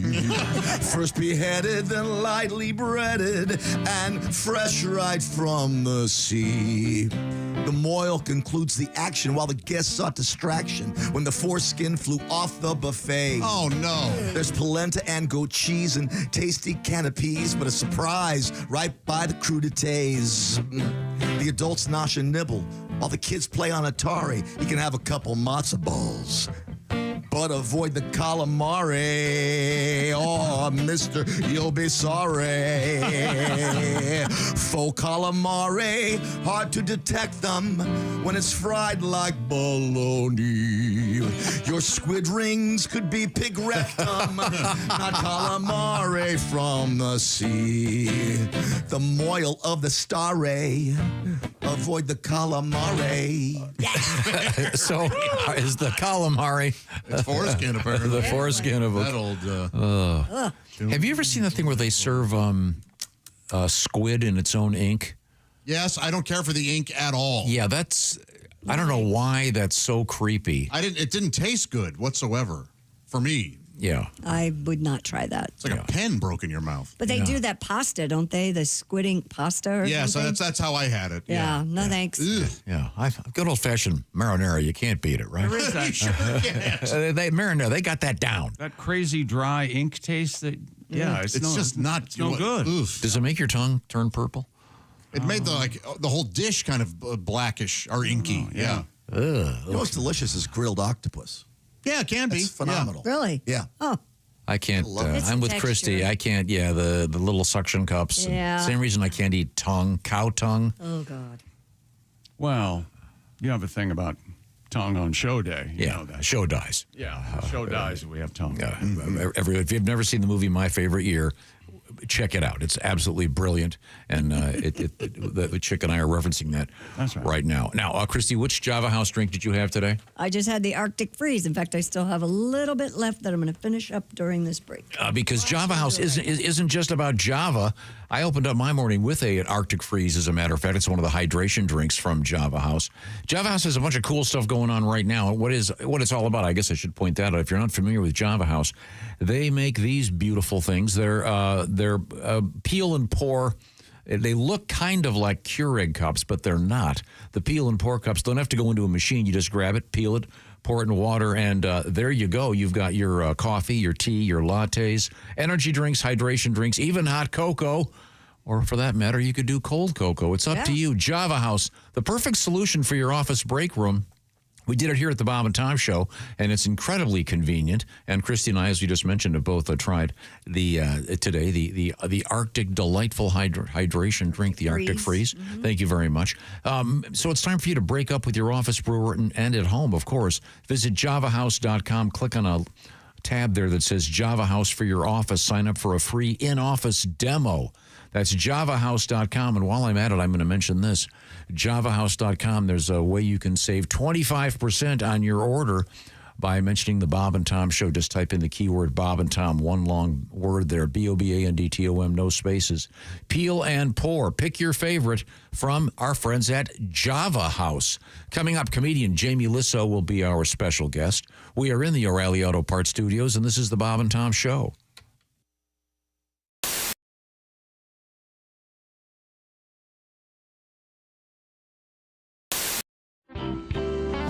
Now, we have a request. Christy, do you feel like doing a little something over there? Something like what? Well, we have a request for Christy does a thing she does on occasion on stage with Henry Phillips. Oh, I see. They are going to be working together. Oh, I don't know. We were going to use that as the tease to get people to Wiley's on Saturday to see the big. Well, the big show. The big that'd be duet. nice, but there are a lot of people who can't make it. Didn't we hear a new version of the? Wasn't it? Yeah. Did you guys ever? Yeah, we did get that. Oh, cool. We played that. Yeah. Well, why don't we? Can you do the original? Do you know? That's the more politically correct version. Mm-hmm. Have you ever guys tried this on the air here? Have we? Yeah, I think we have. I don't know. Gosh, Henry, it's been so long since I've seen you, and I just thought that would be great to kind of maybe sit here and talk about some things like the weather. Have you noticed how hot it's gotten? Oh my God, and the humidity. She's talking again. I have some friends that have shown really up bugging at me. the She's beach talking again. wearing the most ungodly outfits. So embarrassing. I look at my friend. I don't know what women are thinking. I think she's psycho because she's talking and talking and talking and talking and talking and talking. But you know, at least make sure your surgeon gets your nipples in the right place, because I hate it when they skew left. God, what is that all about? You would think. She's talking again. I need a cigarette. She's talking again. Here's the other. I wish we never met. She's talking again. She's like a TV set. She's talking and talking and talking.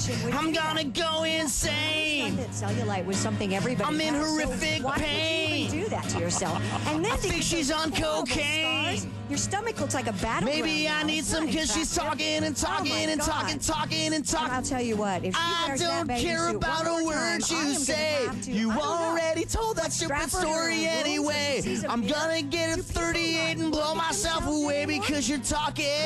Look at yourself in the mirror and go, this is as good as I am ever gonna look. Oh my God. And to go out in public like that? What is she thinking? I was at a black tie event She's the other night. talking again. Girl had It's on really this dress. bugging me. She's talking again. In a beautiful It's so embarrassing. I look at my friends. Unbelievably low I think she's psycho because she's talking and talking and Here we are trying to raise money for a charity and her breasts are hanging out. She's talking again. Oh my God. She's 55 years old.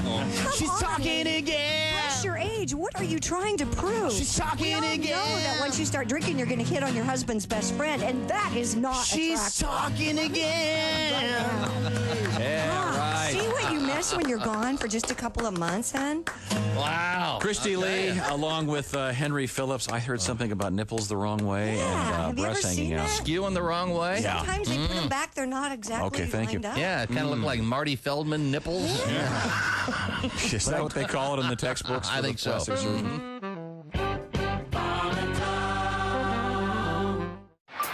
The The reviews are in, and America can't get enough of Chick McGee's Silac commercial. Fanatical fans everywhere are even watching it in reverse. You know, this actually kind of makes sense. Truth is, you won't be finding any retirement checks in your mailbox until you first go back into your house and log on to SilacINS.com. At the Silac website, you'll even find a special link just for Bob and Tom listeners. Hey, hold on now. This part shouldn't be going backwards. There we are. It's SilacINS.com. Don't go backwards in retirement. Look forward to your retirement. Look into an annuity from Silac Insurance. One scoop. Big scoop. That's a huge scoop. Two. That's not Two a big scoops. blender. Okay.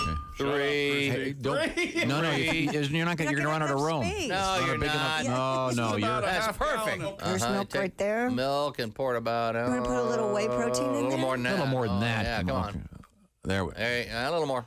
All right, that's Okay. good. Now load it with Oreos. Yeah. All right. We have vanilla ice cream. In the blender, not in your mouth. Don't eat the Oreos yet. All right. How many you got there? I don't think I've had an Oreo in years. That one and another stack that Is high. that an even number? Oh, for Did you count them? sake. How many you got there? It's bad luck to eat an odd number Keep of going. Oreos. Yeah. It's bad luck, chick. Did you All count right, them? that's enough. No, it isn't. Keep going. Shut your hole. This is our shake. You're not going to be able to drink it. You're going to have to eat it with a spoon. That's fine. Put more milk What is in that? it. 15 Oreos? Oh, this is it's going to be perfect. It'll go right up to the top. Peanutopolis. That's hilarious. I love it. All right. Put a Klondike bar there. Come on. Throw let's in the go. Klondike What would bar. you do for a Klondike bar? Mm-hmm. I'd kill somebody. Klondike bar. Throw a little more milk in, chick. Klondike Come on. bars in there. Blah, blah, blah, blah, blah. All right. There we go. There you go. That's Okay, there good. you go. Just let Okay. it go. Keep going. God, look at that. That's heaven. Look at that. Snickers bar. Look at that. Snickers bar looks like it's swirling around the bottom of a toilet bowl, doesn't Yeah. it? You're Where did putting that more come ice from? cream in there? Yes. There you go. Now blender up there. Oh, one more. Come on. At least it's an even number. All Okay, right, there we go. Are those the peanuts trying to... Thank you. No, Bob, sip that over there by your microphone. Let's hear your I'll tell you, I'll have a judgment on that. taste. Tom has to drink it. We though. should market this. Wow, it smells very good. Thank you. Oh, yeah. That is very good. Tell me this is not good. That is very good. Very chocolatey. See? This is much better than your shake. Thank you very much. Why don't you throw some protein powder in that? So at least you get some protein. And Why don't you run up an alley your and shake. yell fish? How about that?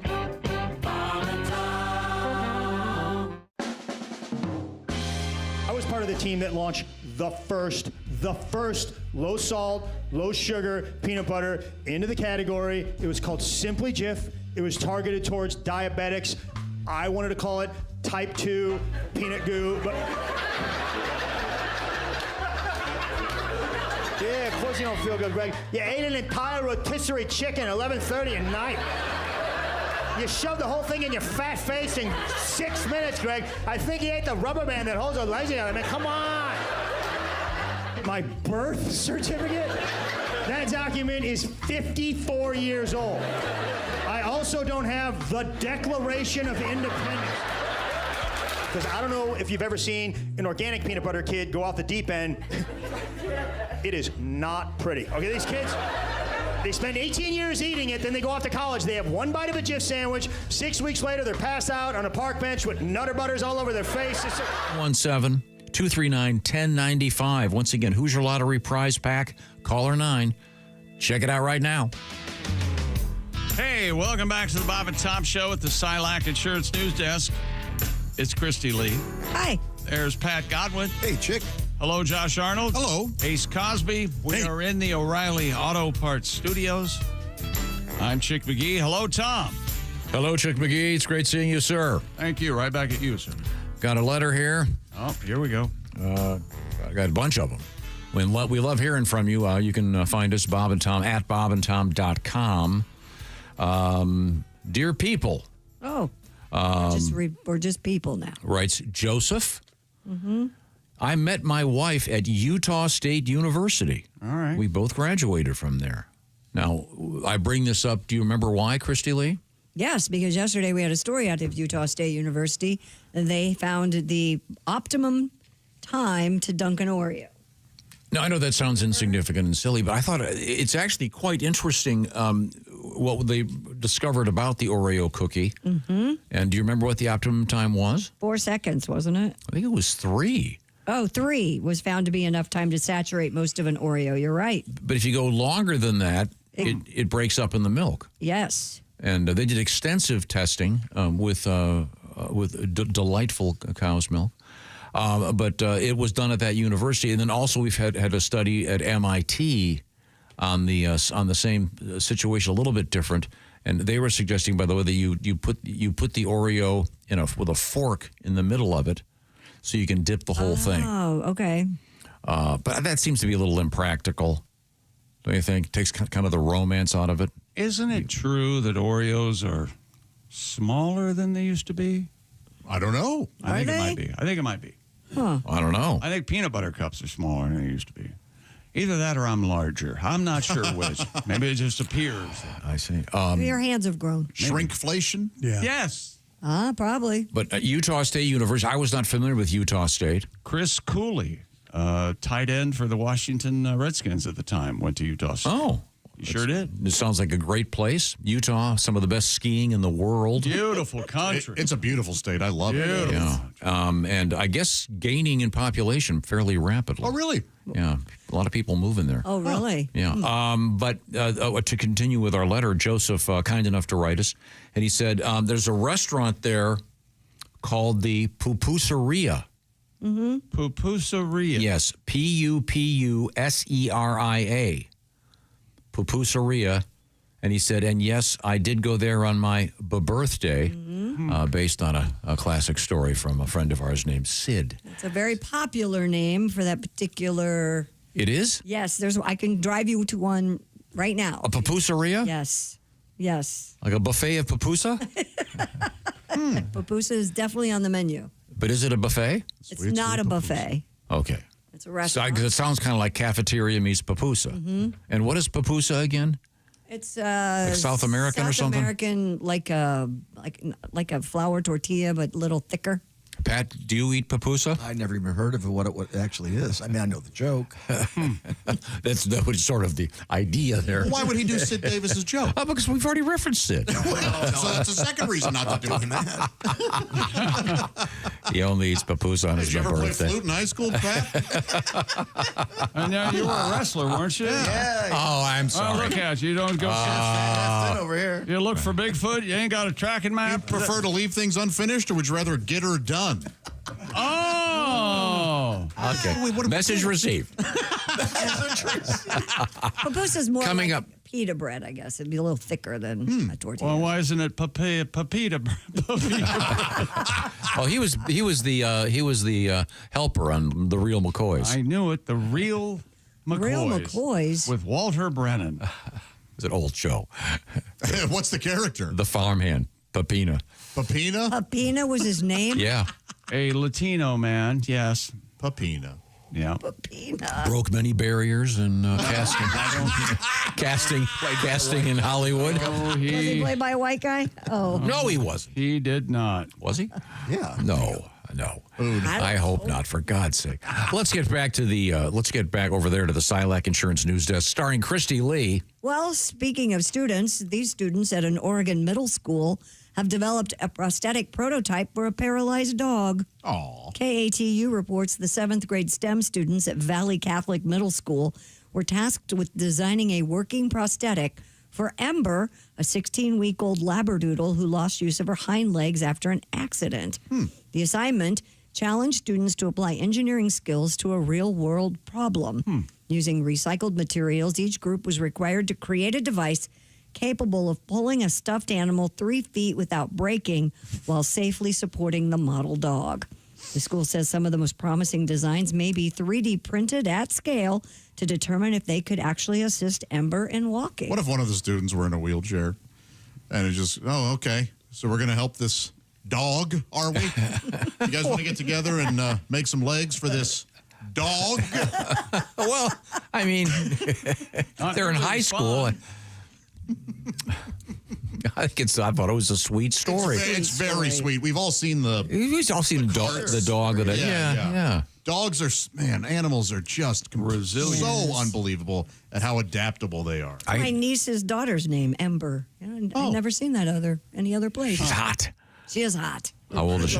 I'll get to She's see her 18, tomorrow. right? She's Well, I hope 5. if they discover, if they figure this out, it'll be amazing. Yeah.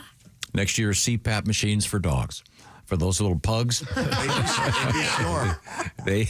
might be. I bet it would help them. It would. Does your dog snore? My dogs snore.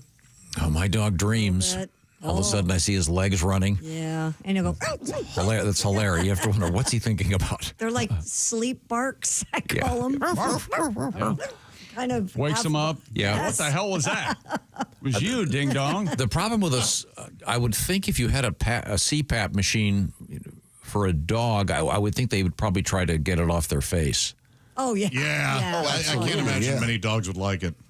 But it might be helpful. My one dog really thinks his front paws are hands. Of He tries course. to catch things with them, and like, dude, you don't have hands. What are you doing? It's funny to watch. It's like, that ain't going to work. How would they feel if you walked up and started using, because they have to use their mouths. If you walked up and started picking up stuff with your mouth and walked it over to your dog. Wouldn't bother him. You know? Andy, what do you think about that? That a good idea? I tell you what, I wish you'd pay attention to something else other than me. I can't take much more, I can tell you that. Coming up, we have ants invading a neighborhood in North Carolina. You hear that voice? Oh, my God. Over and over. We have a Michigan bear in the news, an escaped alligator. We actually have 2 alligator stories today. And a comedian. What's with the alligators? I don't know. They're running rampant. Is it me, or I'm just noticing? I think they're starting to creep farther north. Are they? Did you say closer to us? Is that what you mean? Yeah. Huh. When was the last time you saw an alligator? Would you ever have a pet alligator? You had a pet snake. I wanted one bad, yeah. Yeah.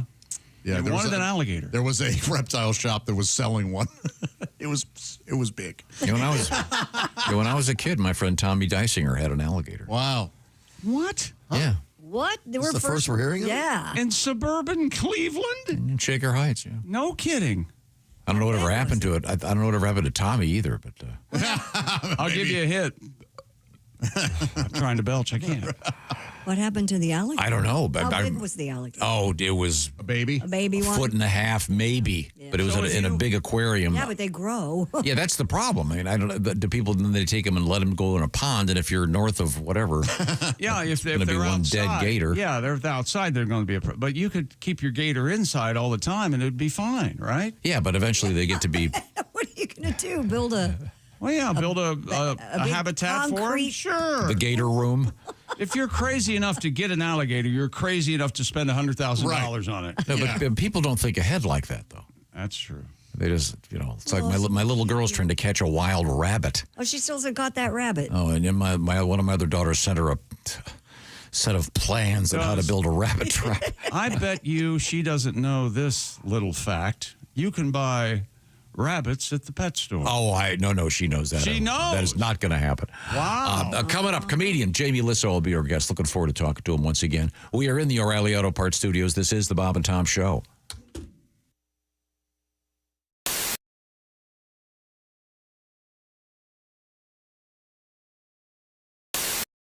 Hey, it's Josh Arnold. I'm going to let you in on a little secret. During these commercial breaks, I get to enjoy some quiet time here in the studio. That's right. That's because while everyone else is in the break room waiting in line for that dirty old coffee machine, I'm enjoying some Josh time. Yes, just me and my Java House Peel and Pour pod. That's right. The rest of them can spend the next 6 minutes fighting over who gets to drink from that outdated technology. Not me. I just grab my favorite Java House pod, peel back the lid like so, pour it into my hot water here, and the rest of the break is just Josh and his amazingly smooth coffee. Barista quality. That's it. No muss, no fuss, no brewer required. Smooth as can be. Hey, Josh. Sorry I'm late. I was standing behind all those guys at the coffee machine. They're blocking my way. Yeah, go figure, huh? Isn't it time you broke up with your brewer? Get started at javahouse.com and use promo code Bob and Tom to get 25% off your order. Java House, the official coffee and refreshments of the Bob and Tom Show. Oh, boy.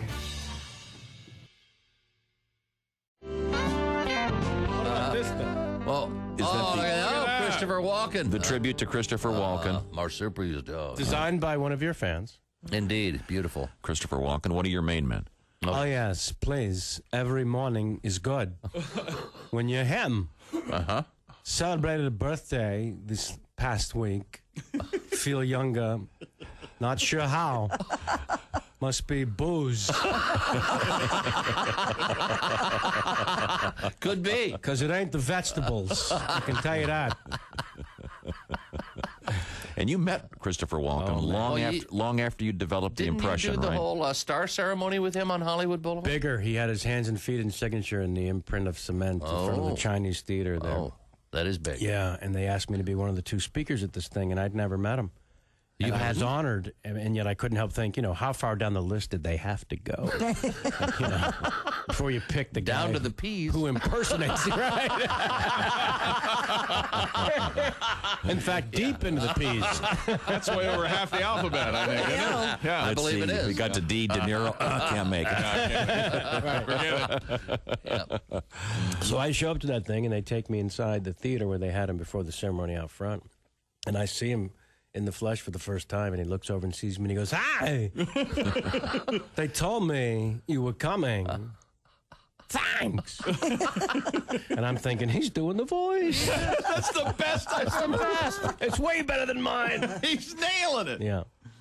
But I did see him coming out of a party not too long ago in Los Angeles. I don't know if I told you guys this. When I was walking out of this house, they're standing at the end of the driveway alone. Was Christopher Walken. I hadn't seen him inside the party, but here he is, looking completely lost. I'm not sure why I was surprised at that. But so I told him to say, "Hey, Chris, everything right?" Stranded.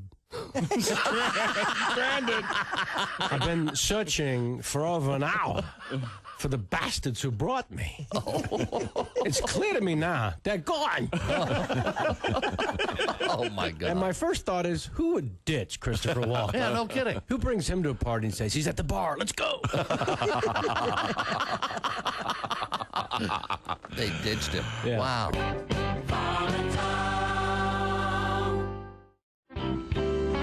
One of the things I like about you is you don't necessarily lower your sights when it comes to some of the things you do. You're willing to go out on a limb. Oh, I have no sights.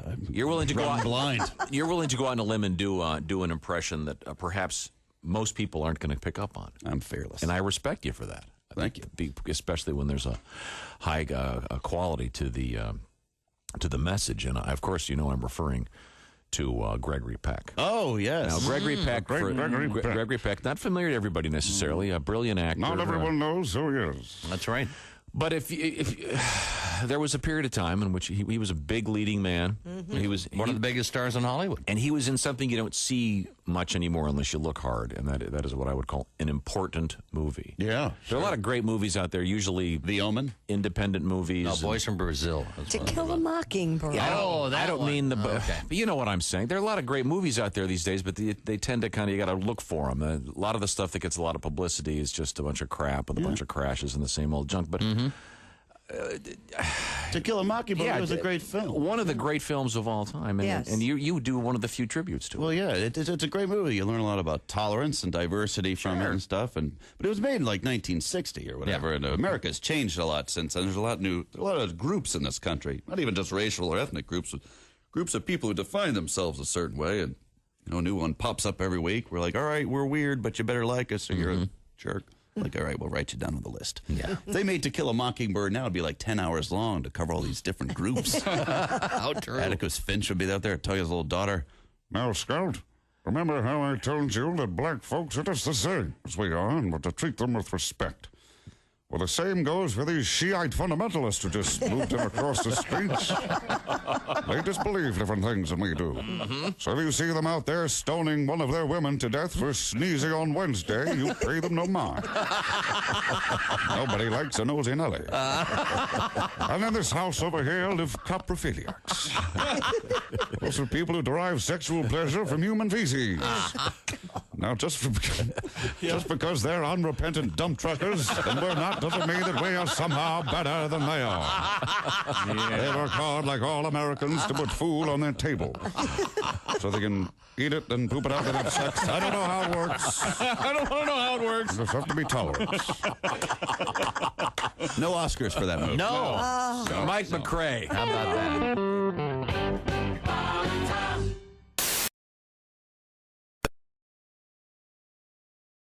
On my way into work today at 3 a.m., I saw a truck drive by with a generator on the back, probably going, "Day late." Check it out. Hey, welcome back to the Bob and Tom Show at the Silac Insurance News Desk. It's Christy Lee. Hello. There's Pat Godwin. Hey. Hello, Josh Arnold. Hello. Ace Cosby. Hey. We are in the O'Reilly Auto Parts Studios. I'm Chick McGee. Hello, hello, and here's Tom. Oh, hello, hello. We're going to talk with comedian Jamie Lissow coming up shortly. He's got a lot of shows on the way. He's going to be doing a big tour. He'll be stopping in Louisville, Charleston, West Virginia, Charleston, South Carolina coming up in July, Wilmington, North Carolina, lots of spots, Sioux Falls. So we'll be talking to him, looking forward to talking to him shortly. He's very, very funny. Right now, we're going to... a real quick letter to Tom. Oh, okay. Dear Tom, I'm not trying to brag. This is from William. But my local high school in Pennsylvania has a scoreboard on their basketball court, on their football field, and on the baseball field. Whoa. That's right. All of them have scoreboards. Once again, I was complimenting the high-tech scoreboard at the WNBA game. I wasn't here for this, so let me guess. It went something like this. Hey, I went to a WNBA game, and they had a scoreboard. That's exactly how it went. That's the script. No, I was emphasizing the quality of the scoreboard and how many different aspects of... And you wouldn't believe the scoreboard. I mean, it had everything. Same one the NBA team uses too, you know. So really, you kind of meant the Jumbotron. Yes, that's what he meant. No, but it now has stats and... Right. Stats, Tom.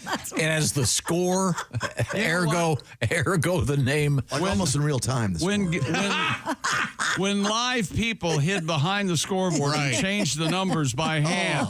Yeah, see? They had stats on the scoreboard then. Yeah, strikes, free throws, strikeouts. I was just discussing the entertainment package, They'll whole show movie clips. And, it's great. You should get out more. I'm sure they had a lot of crowd cams. They did free throws overhand. Josh, are you familiar with the Gatlin gun? Well, I'm not familiar with one, but I know what it is. Yeah. They have a T-shirt cannon gun with multiple barrels that rotates. Pretty wild. Hope that was on Shark Tank. What a great! That wasn't on the scoreboard. No. Well, you could. They actually had a video of the guy shooting it, so if you wanted to look up, you could see it. You know, in the early scoreboards, when the guys would change the numbers by hand, they would have puppets and reenact highlights from other games with the puppets. No kidding. Yeah. I bet it gets hot in there. Oh goodness, yes. Those guys would be in this metal board and late July, early August in Chicago, in that hiding in that scoreboard. Whoo! Did they have a guy radioing what was going on, or could they see the game? Smoke signal. I don't know what probably see the game. Smoke signal's valid. I was just complimenting the high quality of the entertainment. I'm glad you were the scoreboard much more complicated than back in the old days. Oh, sure. Yeah. Okay. As are many things in our culture. Are many things. Now, how about that car you're driving compared to Model T? Right? Yeah. It changes. Something else, man. You got to roll with them.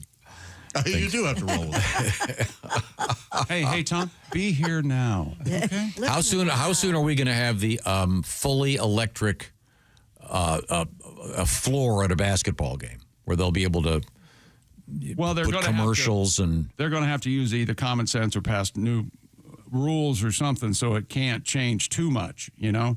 They have to. I would think they'd have to pick an image and stick with it until there was a timeout. Yeah, I was during timeouts. All of a sudden, there's an ad on the.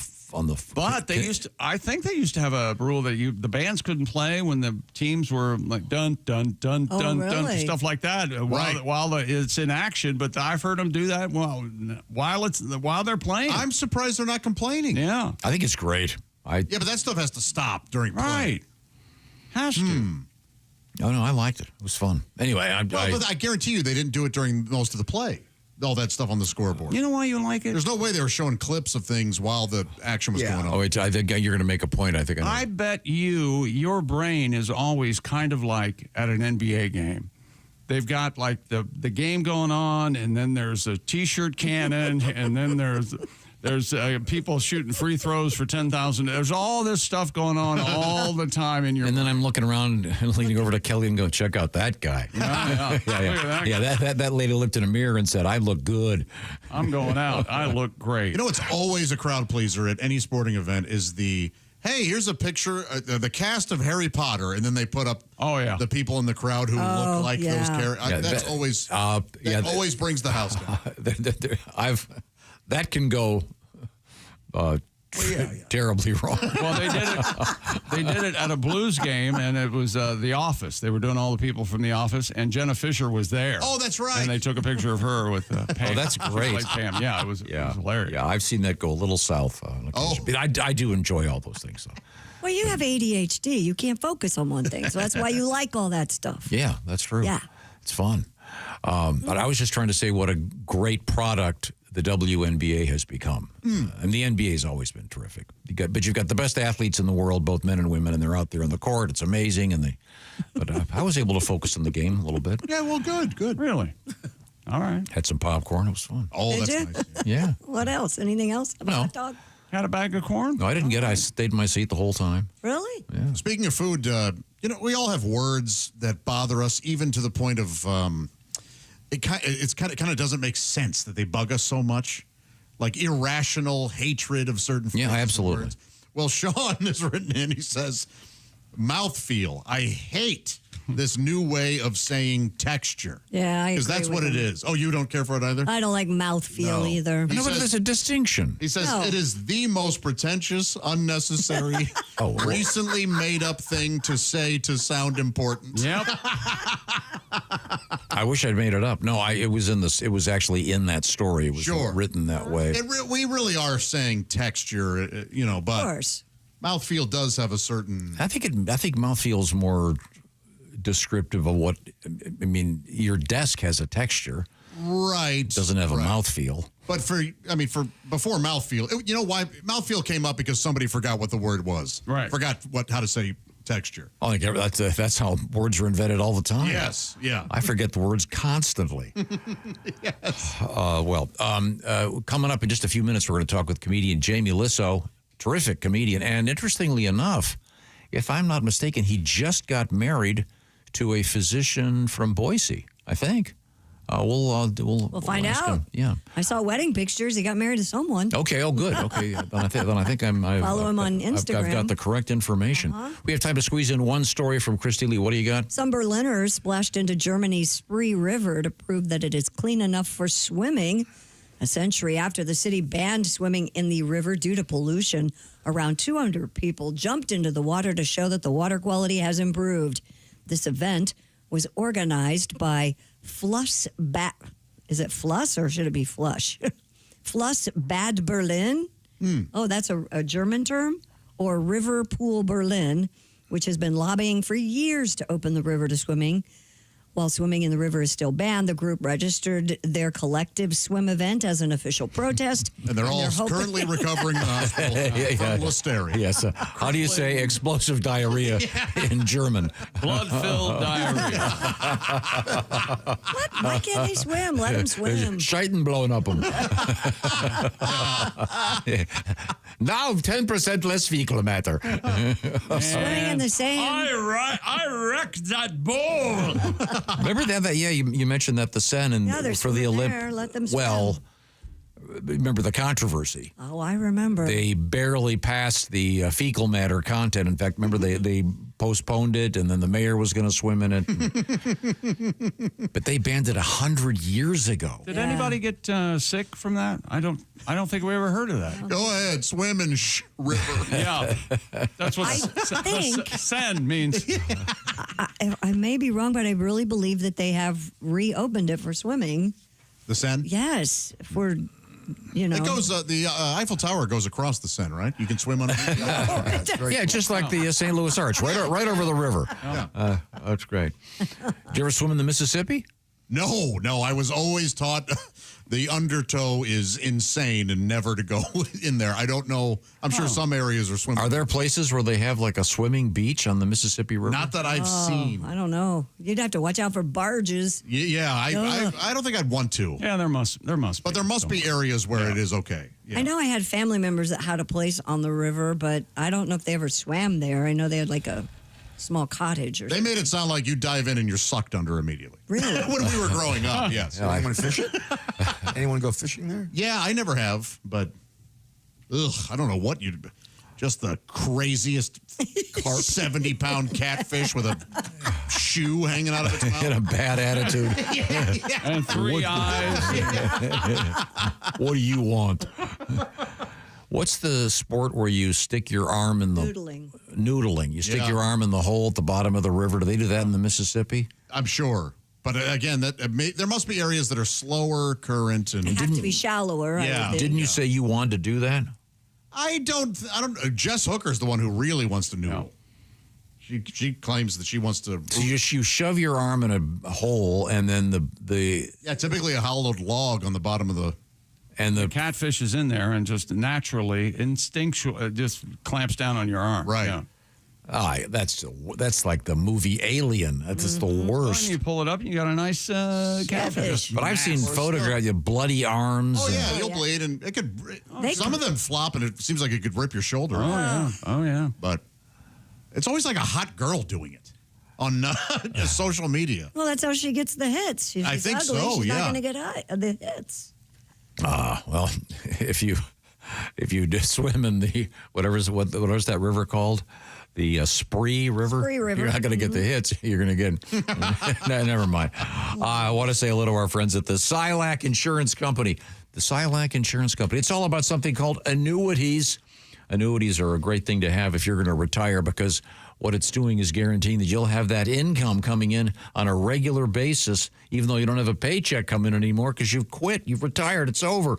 And you can counter the volatility of the stock market, and we've been seeing a lot of that lately, certainly, by getting an annuity. Get all the details from the Silac Insurance Company so you don't stress about it, retirement money down the road. Because with an annuity, you're not going to run out of money. You can't outlive your money. Get the details. Find out what restrictions might apply. Learn more by going to silacins.com. That's SILAC, silacins.com, or an easy way, actually, to get hooked up. Just to get some information, call this number, pound 250. You hit that pound sign, then go 250, and say out loud the keywords lifetime income to get more information. That's pound 250 and say lifetime income out loud. The Silac Insurance Company, or visit bobandtom.com where we can get you hooked up. Once again, it's silacins.com or pound 250 and say lifetime income. The Silac Insurance Company. Plan on it, live on it. Coming up, comedian Jamie Lissow. This is the Bob and Tom Show.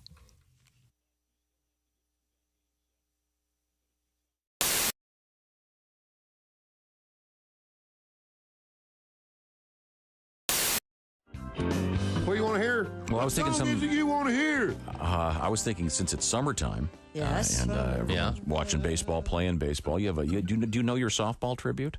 Yeah, I can try to get through it better than I did the other one. Church League softball. Let's pull the key up. Great idea. There we go. Church League softball fist fight.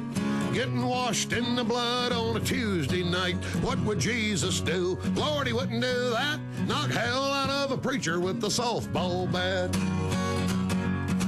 Well, the those swinging shepherds from the sheep of the Savior were tied with the Sourwood Church of Christ, an example of some highly unholy behavior in a game that had already been protested twice. Something unbiblical must have been said for them to be aiming heat at a minister's head.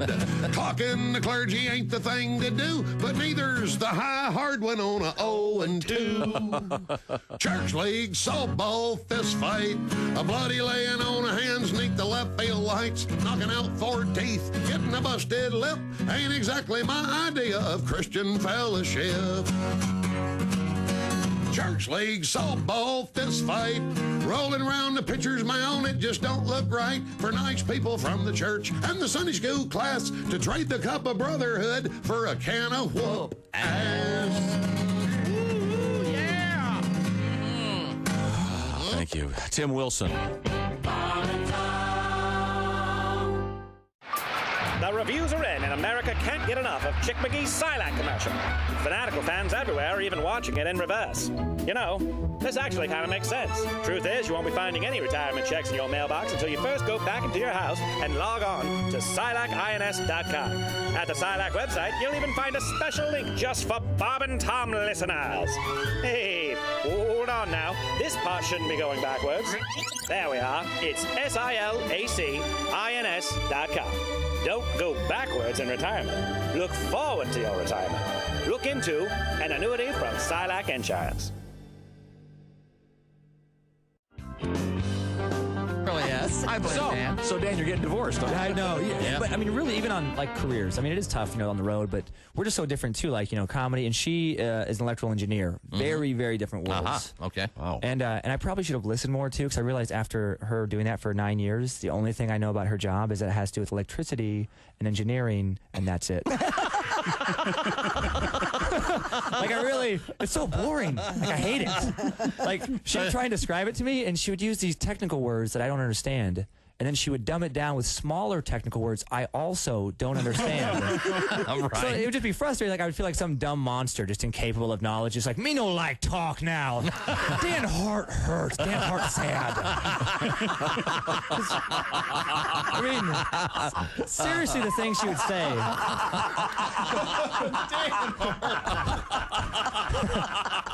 That's very good. But it would be like, would you guys understand this if she's trying? I'd be like, what do you do? She's like, are you asking us if we understand divorce? No, the job. Okay. The job. Oh, the job. Okay. Like, okay, because this is the kind of thing she would say. I'm like, no, seriously though, what do you do? Right. She's like, well, right now I design schematics to handle the downtown power grid voltage distribution. What? Yeah. And I'd be like, what's the schematic do? She's like, well, schematic doesn't do anything. It just shows where the load's being carried. And I'd have to go 8th grade to make myself feel better. I'm like, well, I'll show you where the load's going to get carried. Dan happy now. Dan Hart is fun again. She'd be like, Dan, I'm serious. Typical guy. Yeah. Oh, yeah. Dan got big load. Yeah. Well, Dan been on road. The problem was it was so dry. I knew I'd have to work so hard, and then in the end, it would just suck anyway. It would just be something boring I wouldn't care about. Right. Sometimes I'd want to just say, look, just stop talking. Do you or do you not build robots? No? Yeah. Then why are we talking? Right. She could build a robot. Yeah, I guess she Electrical could. engineer, sure. Yeah. I know. Why can't you do that? She probably will. Still. Yep. Yes, one that Replace me. listens. Yeah. Someone she can get along with. Yeah. Who doesn't like meat? Hello. Yes, that could very well happen. That'd be kind of a dillbot. Okay. I think that's So the it likes first time pickles. All right. Okay. Insulted someone's ex-wife on the air. No. A dillbot makes perfect sense. If she's an electrical engineer, she can, make her. Yeah, make whatever she Who wants. knows? I'm sure she's a lovely person. I just picture my son saying, my new daddy's a dillbot. I'm sure that. When you become a Bob and Tom VIP member, you get more and less. Wait, what? Which one? Which one is it? More or less? It's both. VIP members get more stuff to hear and less commercials to not hear. So Bob and Tom VIP is a good deal? Yeah, more or less. Hey, looking for the link to sync with Bob and Tom VIP? Yeah? It's right there at bobandtom.com.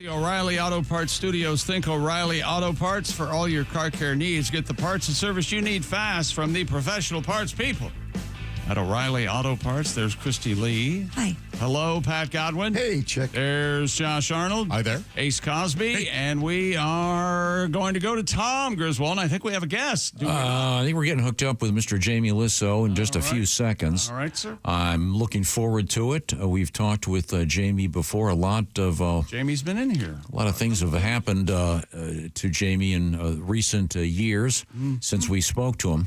I think he had just gotten divorced the last time we saw him. Right. But there's maybe the opposite happening. Yeah. It looks like he's married a physician from Boise, Idaho, if I'm getting the correct. There we go. Hey, Jamie. Good seeing you. What's up? I wore the shirt. I wore this shirt today. Oh, he's a husband. Boyfriend scratched out fiance husband. All right. Well, congratulations. Yeah, Jamie. it's funny. My ex-wife had the same shirt, and one day I noticed a husband had been crossed out, and it said available. Whoa! I have to ask, where are you? Are you in California right now? I'm in Pasadena, California, and my physician wife is in the soundproof booth next to me seeing a patient. Okay. Yeah, we're doing like our own. I'm thinking in a couple we should switch rooms. Yes. Yeah. Now, are you? What do I gotta take my shirt off? I got a sprained ankle. I was just trying to do a little background. So where are you going to be living now? Because who's going to be where? So my kids are always going to be in Alaska, and so I will always I'll always keep a place in Alaska. They got their rooms up there, and I'll see them up there. And then we are living in, you got it, it's Boise, Idaho. All right. Boise, Idaho, where we have our house. And by the way, if you ever go to Boise, the first time I landed, the plane landed, and I get off, and the lady's got my name to drive me to the venue. And I go, hey, it's so nice to be in Boise. And she goes, it's Boise. And I go, I just got here. Give me a minute. I don't know why I gotta be so critical. Just Matt. But yeah, we're doing Boise, Alaska, and then the show in New York City. Oh. All right. And now you've got a huge schedule. I've got some of the dates in front of me. It looks like you're going to be in Covina at the Laugh Factory coming up soon. You got Vegas. Then you're going to be out on the road on the East Coast, Charleston, South Carolina, Wilmington, North Carolina. And then in the fall, Louisville, Charleston, West Virginia, lots of places where we're on the radio. So we're hoping at some point you can stop by. We get to see you in person. Is your wife going to continue being a physician, or is she going to be your bodyguard and staff physician as you travel? After looking at my tax return, she's decided to continue to work full time. She's going to continue with the telemedicine. I have a question for you. I feel like this is a good radio audience question. Last night, we started the tour at the Improv in Hollywood, and it was a fun show. And Erica was with me, and she's a pretty girl. And after the show, I'm saying hi to some people, and this really, really drunk man with his partner, he comes up and he's just staring at my wife, and then he stares at me, and he goes, "Man, you outkicked your coverage." You guys heard that? Sure. Oh yeah, sure. And I'm trying to decide, should I be offended or should I try to embrace it as a compliment, even though it's destroying my ego? And then I was like, I'm just going to let it go because, between me and you guys, I looked at his wife. It looks like he got a safety. Or at least got his quarterback sacked, huh? Good. Yeah. It's kind of a weird compliment, I guess. At the same time, it implies that you're some kind of awful, homely person that doesn't deserve this gorgeous babe. Exactly. Well, do you mind if I ask how you met your now wife? So I don't tell this very often, but you guys will like this. I was opening for Rob Schneider at the Egyptian Theater in Boise, Idaho. Mm-hmm. And Boise's great, by the way. We went to see the animals at the zoo. I'm for Rob Schneider. And my wife is with her sister, and they're all hanging out. And she, after my set, she just goes to use the bathroom. And I'm setting up merch.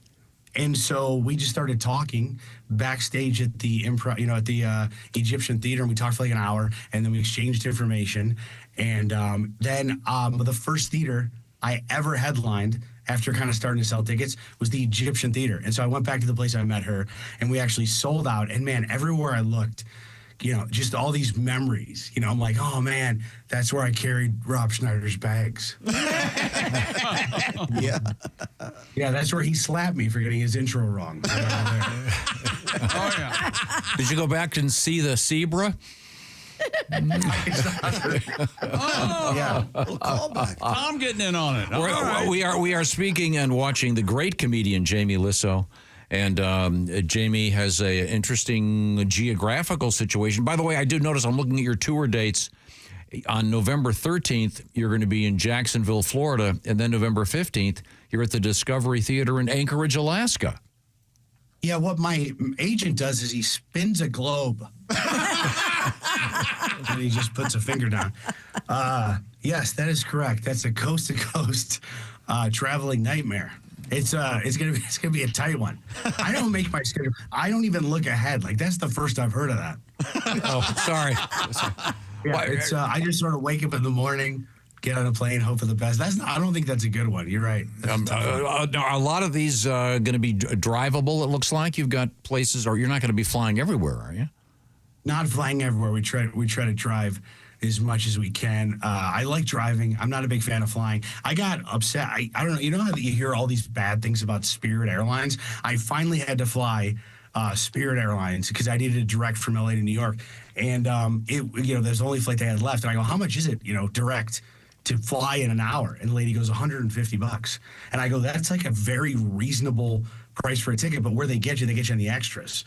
And I go, $150, I'll take it. And the guy goes, now, are you going to want to sit down? I think so. He charged me $30 to uncross my arms. At one point, I'm just dead asleep on the flight. They wake me up, they go, hey, it's your turn to fly the plane. I drive whenever I can. Our guest is comedian Jamie Lissow. If you're just joining us, this is the Bob and Tom program coming to you from the O'Reilly Auto Parts Studios. Jamie was visiting here in the studio a while back, and he is certainly a brilliant comedian. And do you find it difficult, because your life, you've got to be sort of at your peak every day, 8 p.m. local time, whatever it is when you go on stage. Do you find it difficult to have to do morning radio shows and not just start cursing and saying, get me off these, I can't stand it any longer? It's interesting. I do feel like sometimes if I do too many, like if I do Tuesday, we started doing radio tours. I did 5.5 hours. And on days like that, I would like to not have a show, because I feel like comedy tank is finite. Yeah. I feel like by the end of the night, you're just like, I'm depressed. You got nothing else to say. But I have found that if I wake up and do morning radio, and especially good, enjoyable morning radio like the Bob and Tom Show, I do have a better day. Not to get all serious, but I find that my road life is better if I get up and have a coffee and then sort of like have a day where whatever city I'm in, as opposed to sleeping too much or whatever. So I'm actually a big fan of the morning radio. I think it's I like when I have one on the schedule. This is a little bit inside radio, but I won't say who it was. We were talking to doing this, what we're doing with you right now, and the person did the same thing they had done 4 minutes earlier.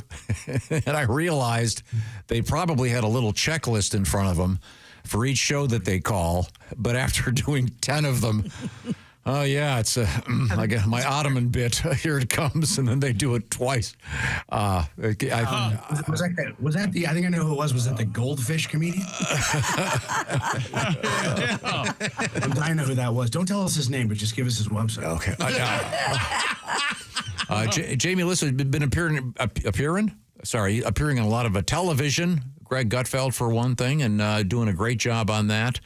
How much prep do you have to do when you do a show like that? Do you have select things you know you're going to do for sure, or are you kind of surprised along the way when you get in there?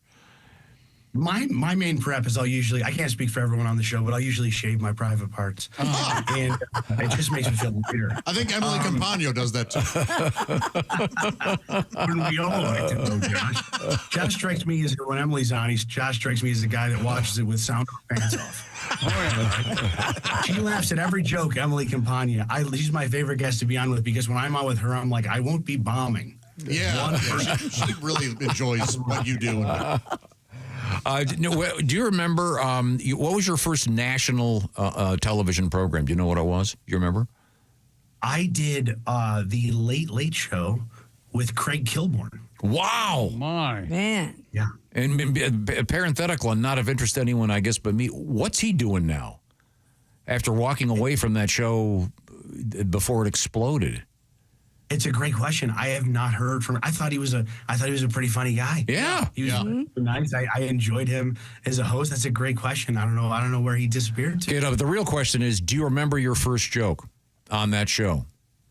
My first joke was, I have a lot of free time during the day, and so I've watched a lot of movies. And this is crazy. I noticed if you watch all the Star Wars movies, okay, back to back in order, and really pay close attention, you're a loser. Oh yeah. Now you've been doing I'm sorry. You've been doing this long enough that you have a certain sort of, I guess, touchstones. Certain sort of. Are you under any pressure to do any sort of classic pieces of your material? Or do people shout out, do the Star Wars bit or something? Every once in a while, I have a bit. I did one of those dry bar comedy specials. Do you guys know those? Pat Godwin here's got one coming out real soon. Yeah. Very exciting. Congratulations, Hey, Pat. Jamie. It's real quick. It's like a 30-minute set. You have to be incredibly clean. And it's in Utah. It's filmed in Utah. A lot of Mormons in the crowd, and they asked me to do it, and I did it. I was nervous to be clean, super, super, super clean, and it went really well. And then the following week, we had a conference call, and they were going to put your special on Amazon or the dry bar app, and they go, what do you want to call it? Like, if you thought about what you want to call it, and I go, what if we call it Jamie Lissow tries not to say the F word? Jamie, we were chuckling as you were setting that up because Pat has been trying to pick a name for his dry bar special that he's already filmed, and we ran through quite a few of them, and we gave them two of them, and they renamed it something else. Yeah. Can I throw one out there for Pat? I don't know. Yeah, if go it's ahead. We know each other. But I was thinking about, because I didn't go with this, but I feel like this is a good one. What if you call it, is it Mormon here? Or is it Is it Mormon here? Or is it just me? I love that. See, Jamie, I think you're using up all of your funny for the rest of the day. I feel bad for you. Wow. Boy, the next radio show you call, that's going to just suck. You're out. I'll be honest, you asked me a question, and I swear I was getting to the answer, and I think I forgot what you asked me. Okay, that's good. Jamie Lissow is our guest. Great comedian. A massive tour scheduled. It's the I just got married, but no longer am allowed to see my wife tour. Do you do the Zoom thing with your kids and your wife, or just regular phone calls? How does this work? Yeah, we talk a lot on the phone. Meanwhile, I'm starting to think that I'm on the road too much because I talk to my kids so much on devices that last time I was home in person, one of my sons tried to minimize me. Yeah, and then my daughter tried to skip to the next dad. I go, what is this? Lots of fun. I don't think anybody's funnier than you. I don't know what I'm doing. You're on fire. Jamie Lissow is our guest. This is, again, Inside Radio. How many more phone calls do you have to make to radio shows this morning? Today is not bad. Today I think I have 9 more. And I'd like to say, when I saw Bob and Tom on the schedule, I even told my wife, I go, you got to come hang out. I was so excited to be on your show. I just love how this show, it feels like we're having a conversation, and I'm not throwing shade to any of the other stations, or maybe that's exactly what I'm doing. But I'm talking to Bob and Tom. Everyone's got names, Josh, Pat, we got, I think next, I think I'm on Hillbilly in the Bra. I don't know what's happening. That's Hillbilly in the Fisherman. By the way, hell of a show. By the way, the bra had a boob job, and the show's huge. Jamie, I can't help but notice you're not anywhere close. At some point, you've got to come back in the studio so we can make fun of you in person. Yes. You guys remember the last time I was on? I don't remember ever having more fun on a radio show. You guys didn't know I lived in Alaska. Right. And yeah, it was great. You guys destroyed me about Alaska. And by the end of the show, I was like, if I had done this interview before deciding to move, I wouldn't have. And it's my understanding, as we speak, there is a heat wave in Alaska. It's actually a big problem. So yeah, it's gotten up to negative 10. It's fun. Yeah, it's a huge. It is a huge problem because we don't know how to act in weather like that. Do you know? We raise the toughest kids in Alaska. My kids go out for recess till if it's 20 below zero, they still go out. If it's 21, they keep them in. It like raises the heat wave. People don't know what to do. Wow. And I think you would. The ratio, do you know about that ratio thing? The ratio of guys to girls in Alaska is 6 to 1. Wow. Relationship, which is really awkward, especially if you don't know the other 5 guys. All right. I see. I fell for that one. I didn't see a joke coming. Jamie, what a great pleasure. We'll be plugging all these gigs for you, and we're going to call your management and make sure we can get you in here. Yes. I love it. Anytime, even if I'm not in the city, I will be happy. I would love to drive there and see you guys, and you guys are the best. I've been looking forward to this, and thanks. Oh, thank you, sir. Best wishes. Congratulations. Yeah. Congratulations. Yeah, best wishes with the wife, and very handy if you have any testicular issues because she's a doctor. See? Yeah, there you go. Very handy. I actually got to go grab her. She's just going over the prenup. She may be in there a while. Hang up the phone. Oh, my God. What happened? Nothing. Oh, my God. Thanks again, Jamie. Oh, by the way, Jamie, I just got the list of the 2 questions you wanted me to ask. I didn't see it till just now. I didn't ask either one of them. So save these for Big Bra and Hillbilly. Thanks for sending my phone, by the way. Thank you very much. That's very nice. Yeah, I'm sorry, guys. I really do have to go. I have Tom and the tampon coming. That'll be funny. Okay. Thank you very much. Oh, my God, is that guy funny. I just saw the list you gave me of the question. What were the questions? He wanted me to ask what type of crowds come to your shows, and I understand you're losing patience. Didn't Is she losing patience? No, patience is in. I didn't see it. Sorry, Jason. I bet he had something funny to say about those. Oh, yeah. He did fine on his own. We caught him off guard. Yeah. My God, that guy's funny. Yeah, he is. Jeez. Well, that would have been a delight had you been listening in your Raycon earbuds. Absolutely. And Raycon is premium audio that goes where you do. Raycon's latest model, better than ever, 32-hour battery life, multi-point connectivity. You can pair 2 devices at once, and Raycon's quick charge function, just 10 minutes of charging, 90 minutes of battery. And they also come with active noise cancellation, and they start at just half the price of other premium audio brands, and they come in all the colors: royal blue, forest green, blush violet, cool mint, deep red, and many more. And Raycon offers a 30-day happiness guarantee return policy. Go to buyraycon.com/Tom today to get 15% off Raycon's best-selling everyday earbuds. 15% off the best-selling everyday earbuds only at buyraycon.com/Tom. That's buyraycon.com/Tom. And once again, a nice love letter from Chris, K-R-I-S, Chris. So I don't know if it's a boy or a girl, Chris. Is there any way to determine that? No. It could go either way. I've known both, yeah. If there's a heart over the eye, it's a girl. Chris, he or she got the beautiful Raycon earbuds for their mom, and mom wrote back, "I love these earbuds!" ! Thank you, red heart. If Chris's mom likes them, you're going to love them. And I know I love my Raycon earbuds. Thank you very much. We're going to hang out for a while longer here in the O'Reilly Auto Parts Studios. We suggest you do the same. This is the Bob and Tom Show.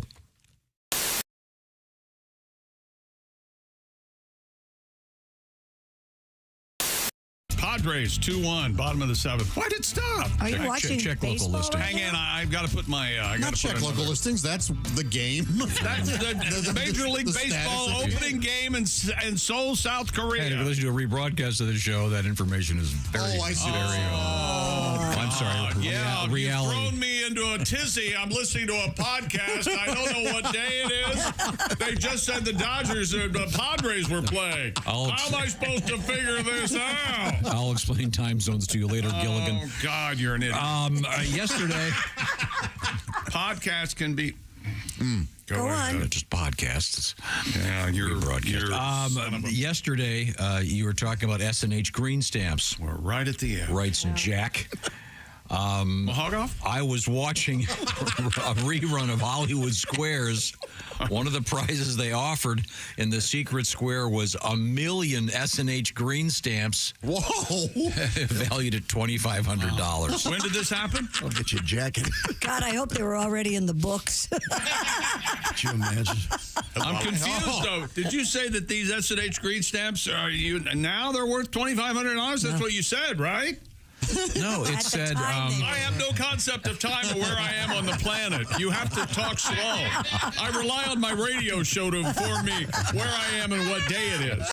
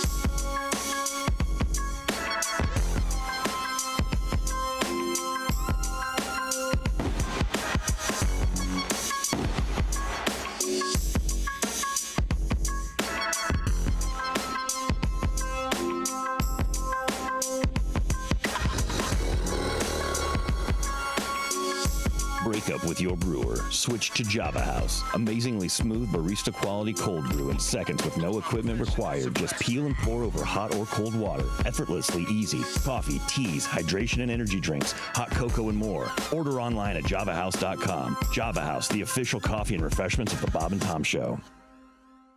Our guest in the studio is comedian Bert Kreischer, and Bert is a veteran of the world of the party. He was voted the #1 party animal in the country by Rolling Stone magazine.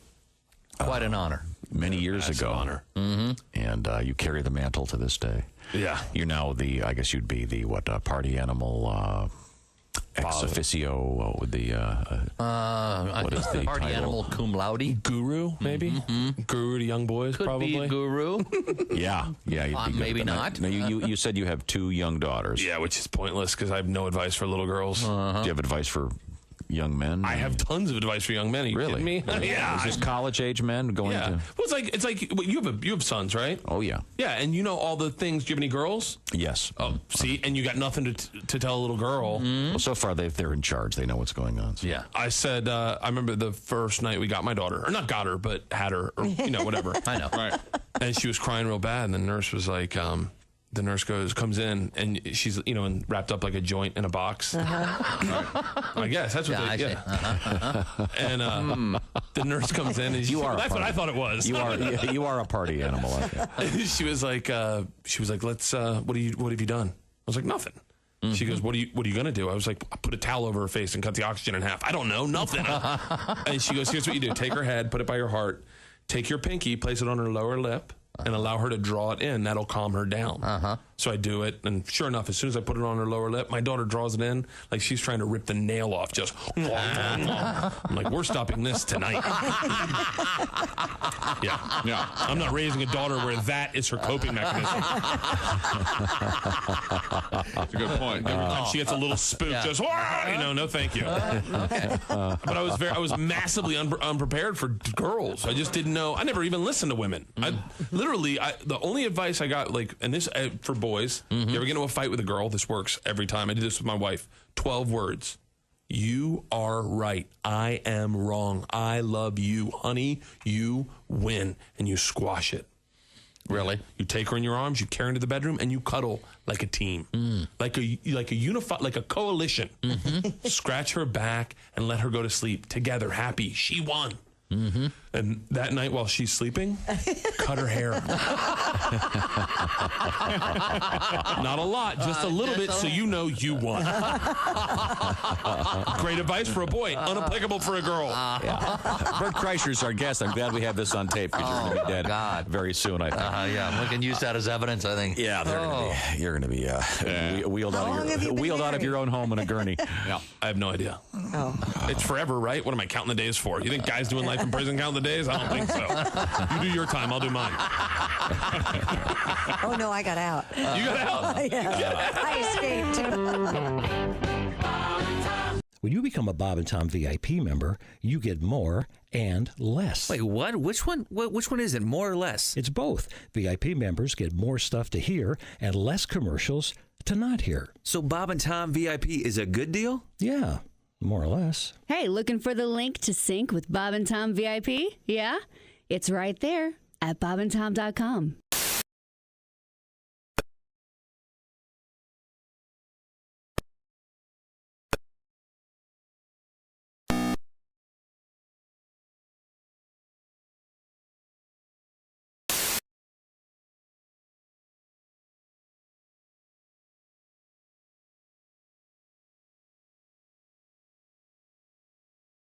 Lots of great acts are coming, and they've all been announced. So you can find out who's going to be where. I'll tell you about a few of them in just a few minutes. They include Melissa Etheridge. Hey, welcome back to the Bob and Tom Show. There's Christy Lee, Pat Godwin, Josh Arnold, Ace Cosby. We're in the O'Reilly Auto Parts Studios. I'm Chick. Hello, Tom. Oh, hello, Chick McGee. Yes. It was great talking to Jamie Lissow. Highly recommended. Good man. Yeah, it's super funny. And we'll post that video in case you missed it. We were talking to him via the Zoom box over there. And we talked a little bit about the Dry Bar Comedy Special. The Zoom box.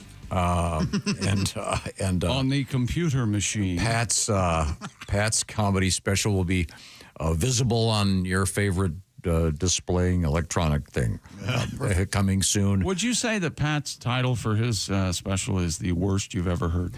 No. What did they finally opt for? Tom's boy. No, they didn't. I said, you got to change it. I said, Tom's favorite comedian. No, you wanted to make it what? It's Identity Crisis now. Yeah. Identity Crisis. Yeah. Okay. Still my identity specific. This is more well-rounded. It doesn't tell me anything about you or a joke or anything.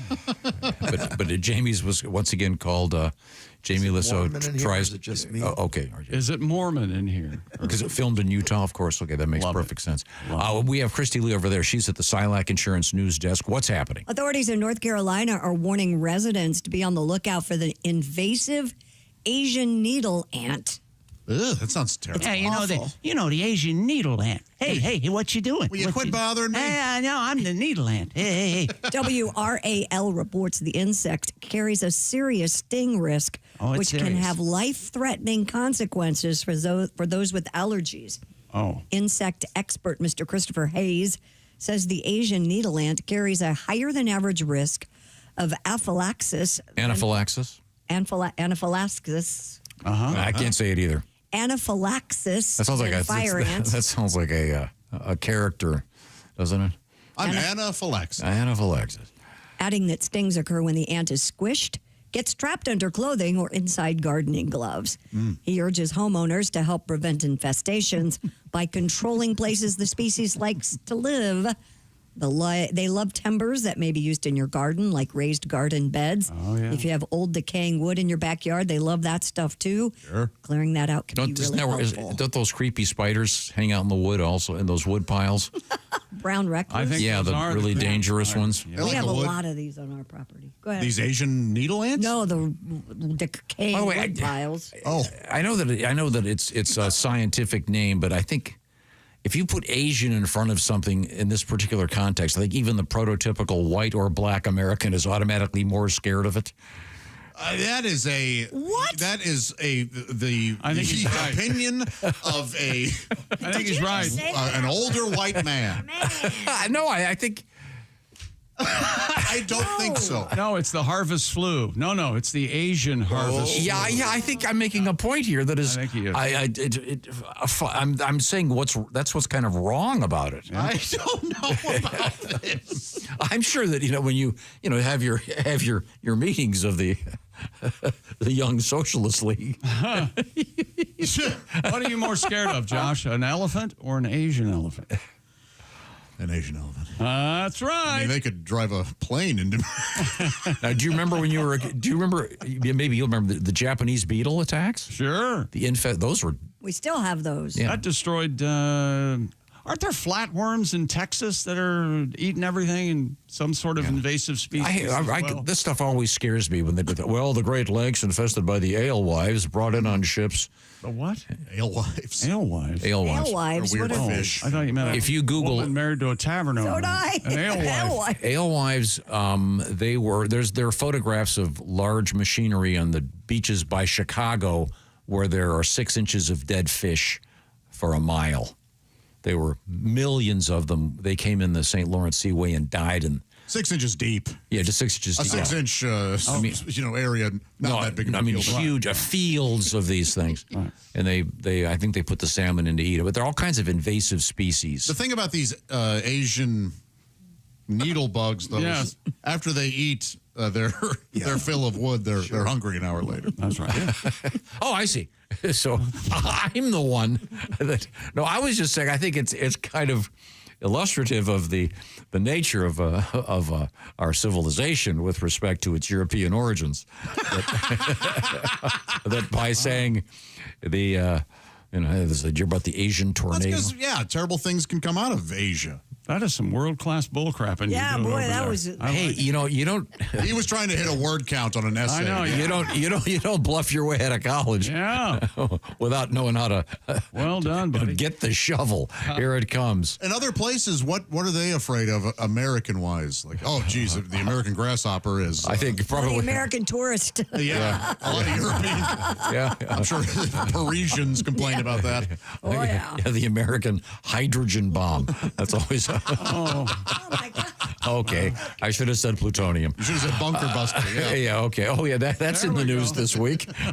I don't believe and it. let's hope it's in the news more. Honestly. Yeah, finally a chance to test it. There are no such thing as bunker busters. Hi, I'm Bryson the Doubter. They have more than one, right? Don't they have to kind of two work their way in? Okay, two, good. Yeah. Well, thanks for joining us, and we'll just try to erase the last 6 minutes of what you may or may not have heard. And remember that we are in the O'Reilly Auto Parts Studios, and this is the Bob and Tom Show.